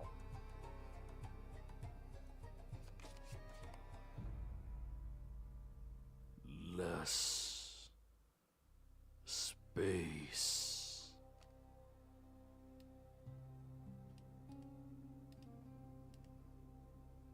You have 3 options. Either Shar kills you and takes your spark, we kill you and take your spark, or we send you to a new universe.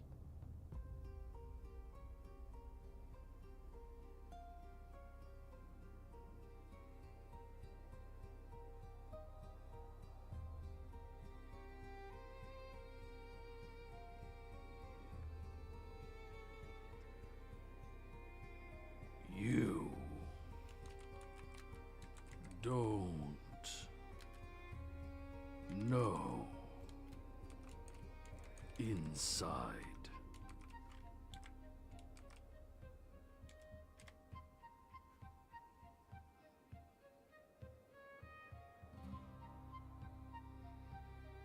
Is everybody hearing this?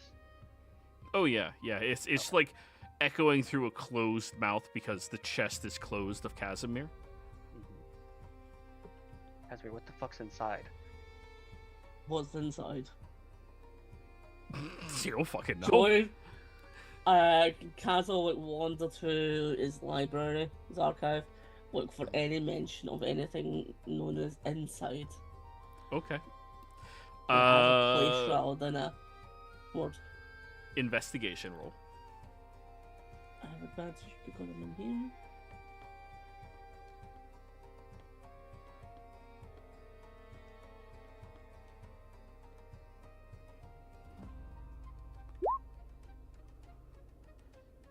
I'll spend the dice. 28. 28. So it stems mostly from what this entity is.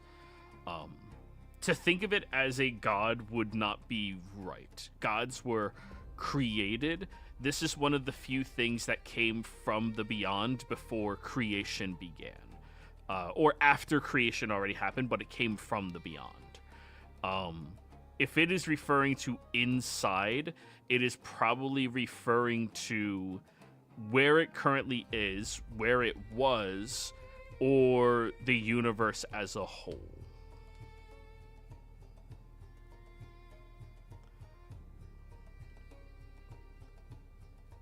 You are speaking with an eldritch horror / god. Casual is this.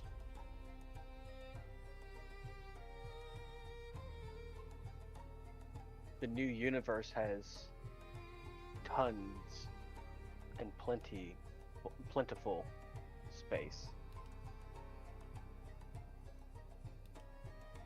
Fresh and new, untouched by gods or mortals.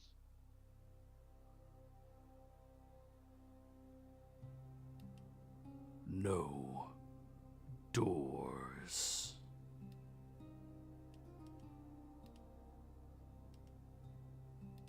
We will not be imprisoning you.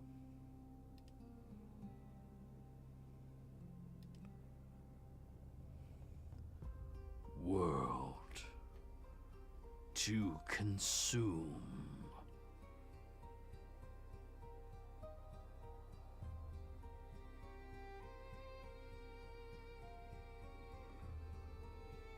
Shah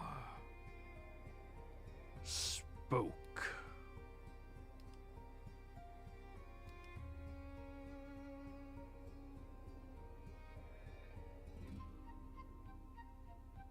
What can't did you eat- say?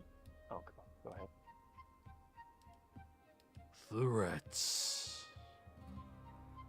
Break vessel. Mercy. Guilt. Punish. Hate.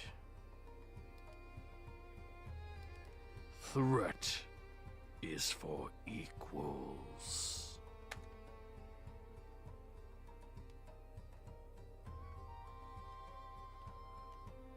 Shah will die.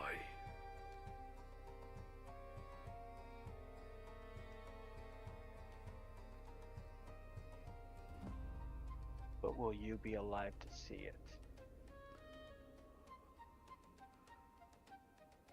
Living for you.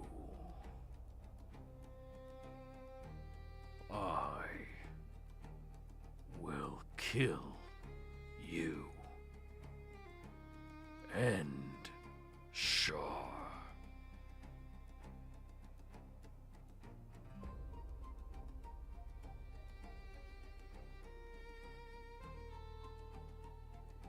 I swear, these gods are so delusional. No god.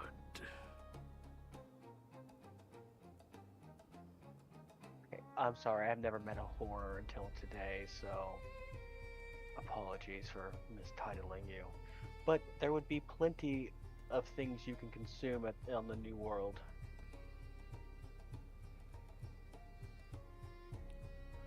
Consume. Not axiom. Turog.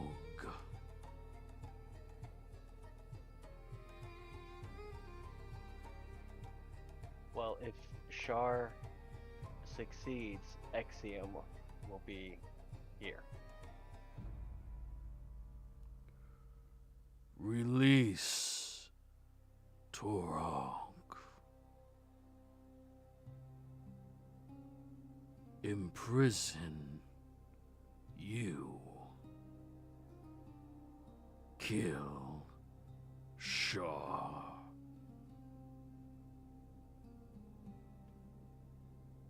Who do you find is your equal? Or above? Beyond horrors. Only 2.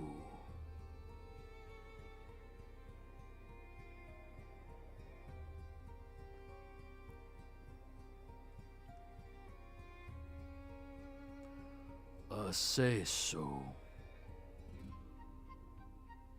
Hunger.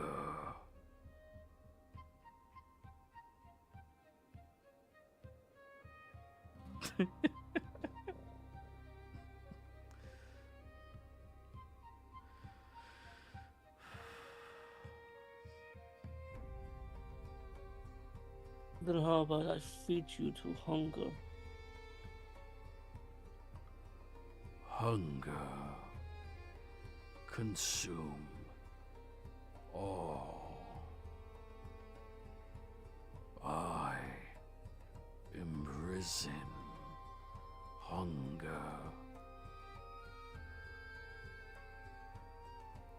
I kill threats.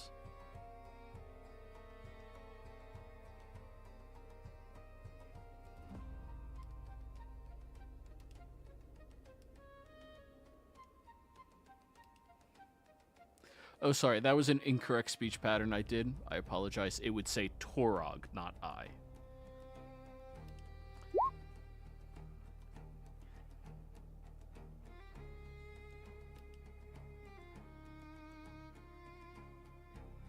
Vampire. Cage. Weak.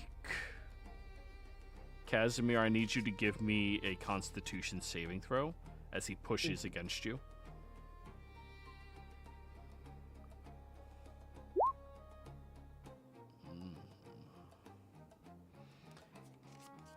You feel it attempt to spread in that space and fill it up more, pushing around the edges of it. You did not know there was edges inside of that area.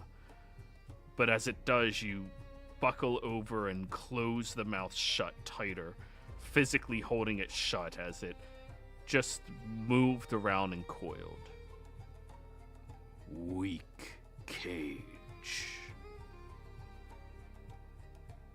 Familiar area.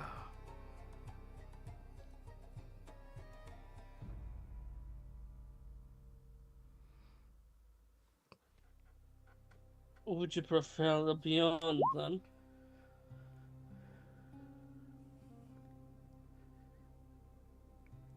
Ignorant vampire. What were you about to say, Er? I was going to say, how much longer Casimir do you think you can hold? Depends how pissed off it gets and if it tries to leave. What does it want? Maybe we can make it happy.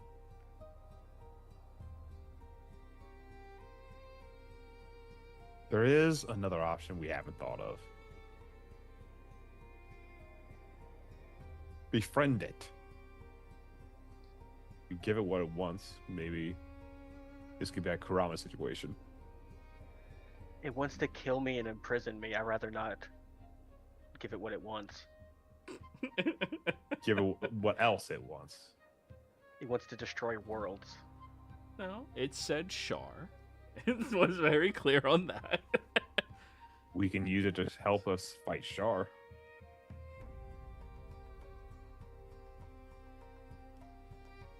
We need allies. I will be exiling myself after this is all said and done. A self-imprisonment, so to speak. Would that be fair? Don't care. I imprison world after Torog kill lesser threats. Why? Why do you imprison the world? Why? Water is wet.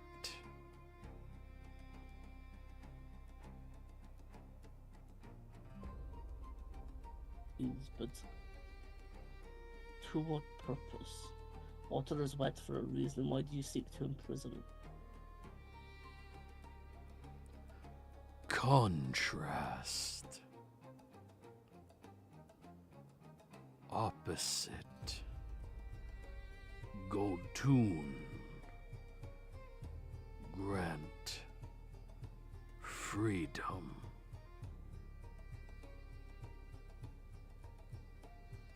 Grown tune.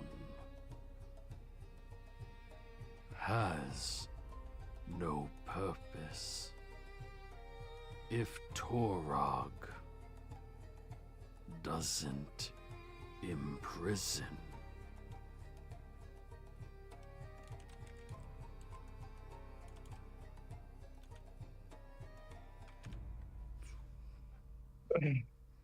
Do any of you speak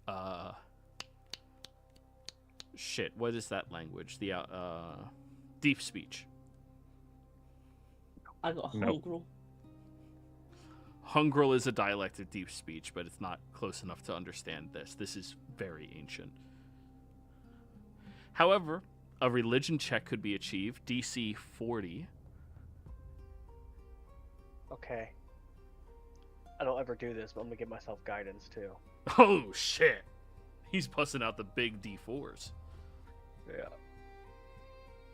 Just because it's very close to all I need to do is roll above like 11. Yeah, that's all. 45. Hey, D4. It's already in there. Oh, okay, never mind. There is a theory, Vindir, that the laws are all checks and balances. This theory stems from the fact that a say-so is supposed to be 1/3 of a whole that Axiom makes up 2/3 of. Axiom is chaos and destruction. A say-so is creation. The law of chaos dictates that things will change and alter and reshape based off of circumstance and randomness. It is the promise of change, the promise of evolution. Now, creation is the creation, the promise that things will be created. And destruction is the promise that things will be destroyed. It is believed that a say-so, creation, broke off from the entity it once was, creating Axiom in its byproduct. And because creation came here, that is why Axiom came. These two laws, one attracts the other. You cannot have destruction without creation. You need to create something to be destroyed. If that is applicable, then what Torog is expressing to you is that you cannot have freedom without imprisonment. So its purpose is to imprison, to attract Grotu here, to give freedom.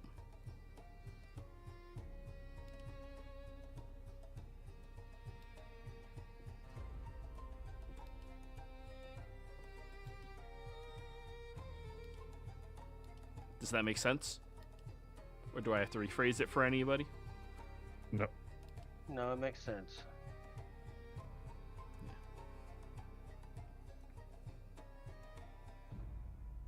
So yeah.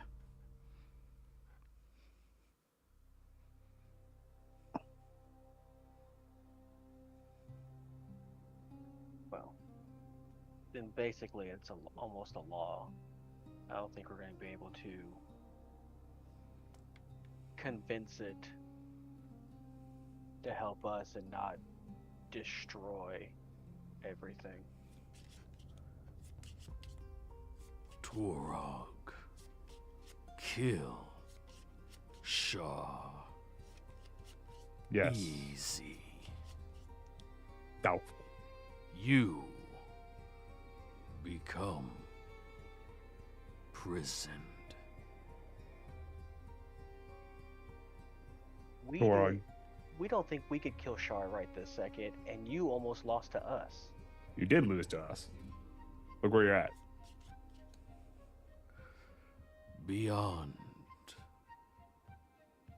fixed Torog. Never fixed after. What's her name? Ayun cursed.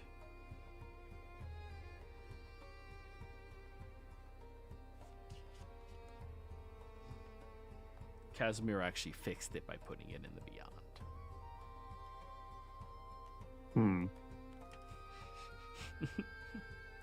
So we could have. Why don't we just have them fight each other?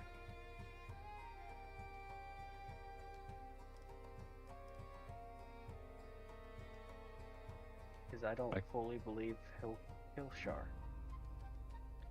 And if he doesn't, it only makes her stronger.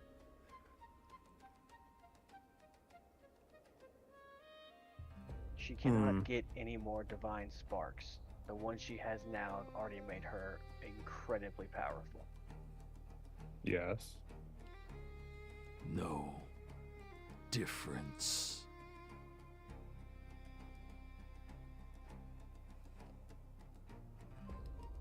You fear. You weak. Torog will escape.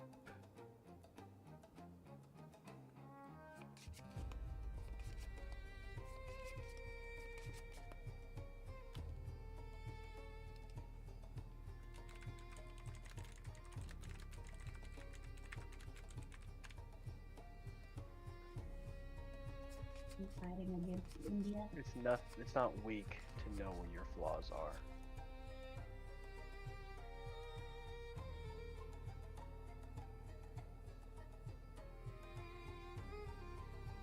Do you know what your flaws are?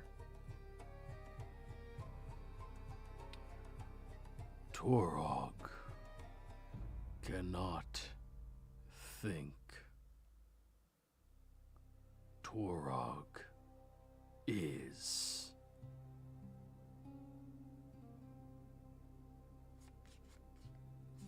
Torog can't think. Sounds like you're thinking now.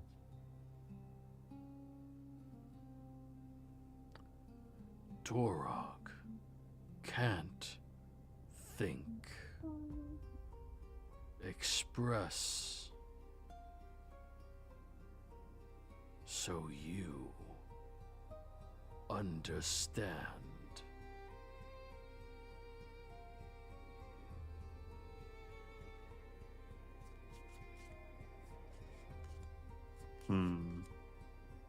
We could use that. He says he doesn't think. I don't think he's smart enough to not fight Shar. He's evil, definitely, but he seems to be fairly simple-minded. Evil, mortal, meek. Evil is lie. Torog is imprisonment. See what I mean? I think we could I don't think we have to worry about him betraying. His goal is to imprison everything. Yes, but So- if we can use him against Shar. Then what? While we're super weak, it buries itself, and then it is out of our grasp, and it starts wrecking chaos and killing innocents. What's worse, Shar out there or this thing? Who's a good Aldratorer? Who's a good Our- Aldratorer? No, we're at the Godzilla threshold. We're at the point where summoning Godzilla is not going to make anything worse. We're not really there to fight Shar. We're putting it. We're dealing with it. I'm dealing with it today. Yeah, but isn't Char coming after us? Like, she was literally following you, Casimir. Yes, and yet I managed to stay here. She is not coming down here for some reason. Whether it be that she can't, which I have to assume is the reason. Why? I don't particularly know. But she Could it be for Torog? Maybe she's trying to kill it. Yes, she wants his That's- spark. Why she was hunting me. But she why cannot specifically come- Torog? Couldn't she get a spark easier from something else? She wants all of them. The more sparks she has, the more power she gets. Yes, but if you start with the easier ones, it makes the other ones come faster. The easy ones are already gone. There's only the hard ones left. Do we know that for The easy certain? one was me barely alive, running through the city when she was trying to kill me. Yeah, there's While I three. had a god within my chest. Yeah, we have. There's Gurmish, Bane, and Tiamat are the only 3 gods we have left. All the other ones are either dead, sided with us, or have went to the new universe, Not all of them have gone to the universe yet. Many of or them or, will. or are going to be. Yeah. So they're on. They're like I said, they're on our side where they're going to the new universe, or they're already dead, or they're the That's- 3 that we haven't contacted yet. Just because they're on our side doesn't mean that they're sure I can't go after them. So you want me to go kill our allies? No, I'm saying Shar could go after our allies. It doesn't make it just because our allies doesn't make them hard.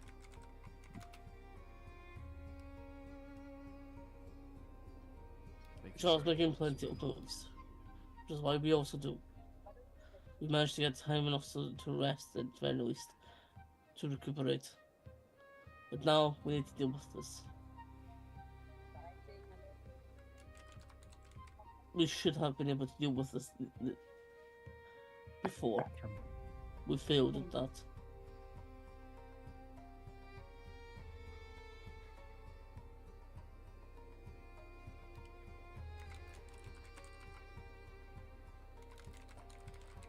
Should we teleport to space? I know it's not a great idea, but I feel like getting on Dushimi's spaceship might not be. Teleporting idea. might be better, but I think maybe not using your stick. Can Yours is we the one that breathe seems in to space? alert us. Oh. What? Can we breathe in space? There's a wizard spell that lets you do that. Mm-hmm. Do you have that spell, Elwyn? No. It's like a second level that gives you a. Air bubble, yeah. You will have to be far away from anything, or it can burrow. That's I don't any need to breathe object in it can space. burrow in. Yeah. I don't need to breathe. Hold my breath. How about this thing is from the beyond?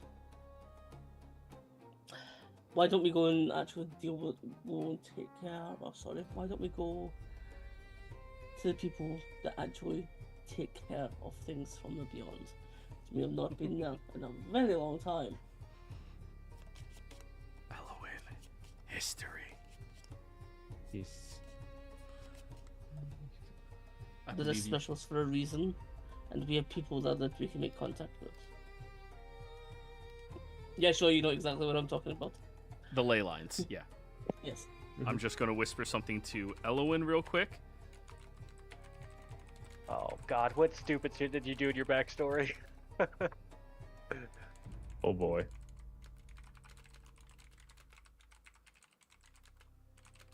But we are owed some favors from some of our work that's done there before.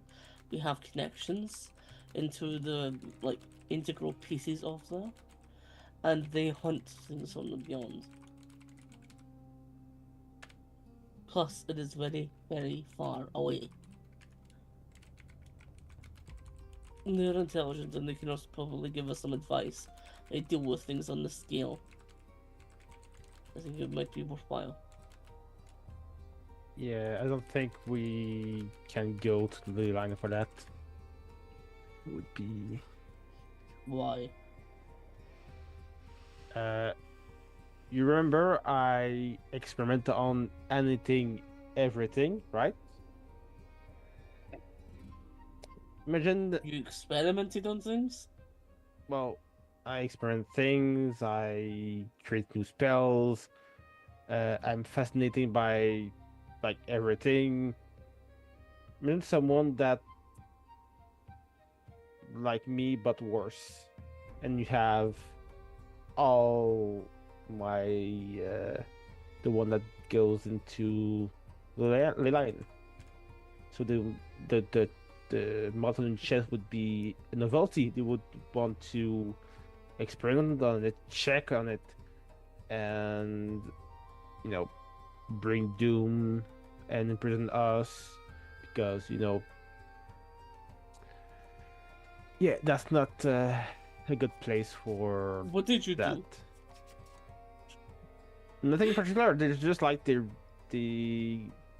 made that research anything and everything, and they will want to just imprison us and keep us as what's the word? Subjects. Yeah, subjects. Well, what Because is the- we're far out of normalcy. Normalcy. We've already been there when we were far out of normalcy. Only did the teachers end up dead. But you have contacts there. Specifically within the military as well. You have direct contacts. We've worked with them before. I guess I could ask there, but we'll see what. Guess I can go check the library of the lines. Mainly what I was trying to express to you, Elwyn, was caution.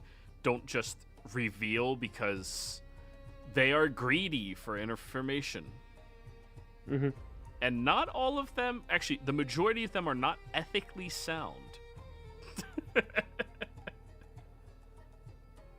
Look, if they stop their shit, I will invoke hell upon them again. Yeah. I will give them a warning that I will summon her back once again and invoke the hells to come back again.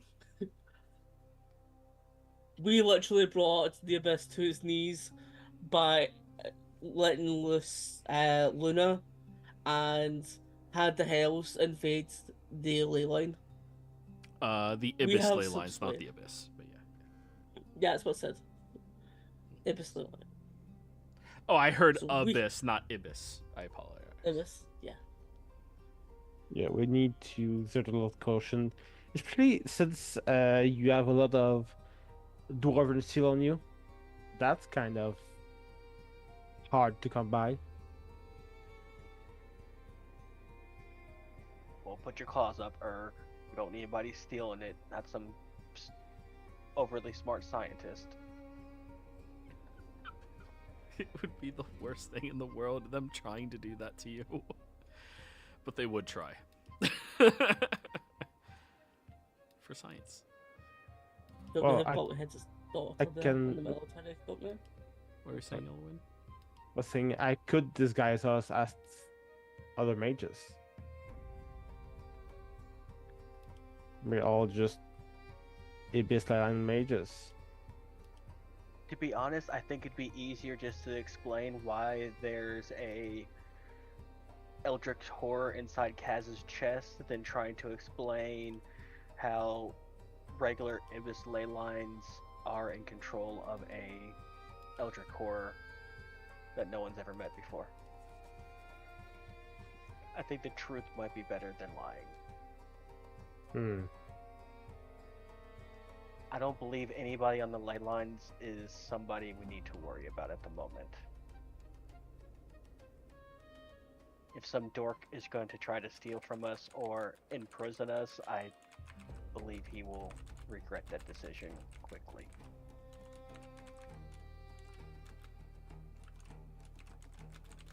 Do I know any mages that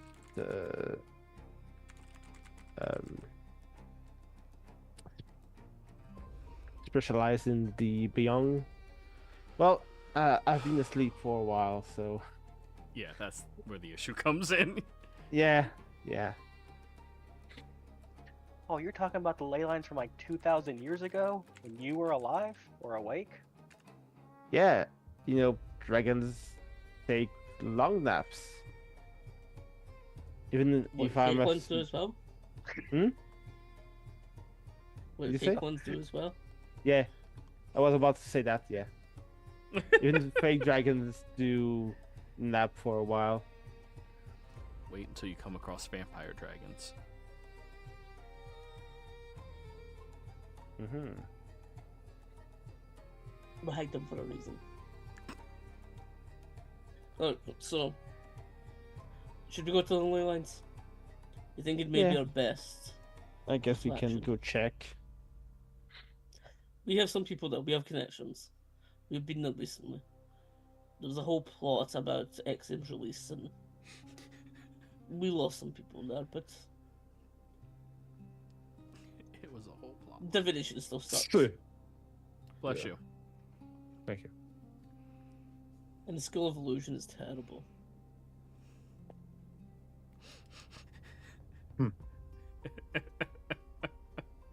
Really like to see how their divination stuff is going nowadays. Terrible. They don't know anything. That was already made clear. Yeah, I'm didn't wondering know if maybe anything they back changed their then. ways. I doubt it. But there's a statue of one there now, and there's usually still feel shame for. Well, divination might have problems with me since the Naradevu thing.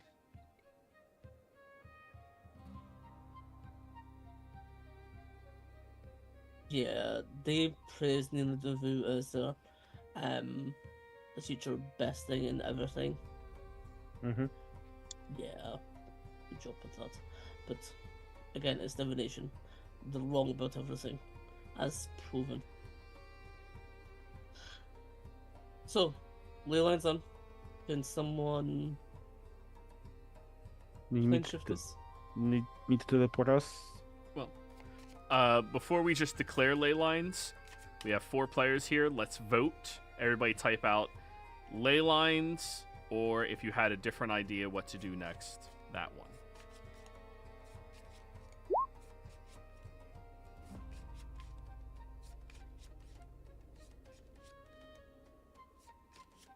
Kaz. I was waiting till orc. So it wasn't just decided without him. Sure. Are you with us? Yeah, ley lines. Okay. Okay. Well, then I think ley lines wins. I know you totally had that prepared, Joey. Huh? I know you totally had the ley lines prepared. For some things, but not this. We're getting close to the time we normally stop anyways, so. Yeah, I think we are going to have to call it here because I did not prepare you guys going to the ley lines with all this shit. Mm-hmm. I know, sorry, but you have to admit, when it is like, well, it comes from the beyond. Yeah, I should They have are anticipated specialists. this. No, I guess you shouldn't have, but I'm just saying, it's like, when we're trying to figure out stuff, it's from the beyond. Maybe they have some advice. But yeah, I think we'll call the session here so next week I can be well prepared with ley line bullshit. We're going to the Ibis ley lines, and I think for Elowin, the first time you actually get to roleplay being here, so that'll be fun. Yeah, we're gonna have Wyatt back too, hopefully. Hopefully. All right, players. See you all next weekend. Goodbye. Goodbye.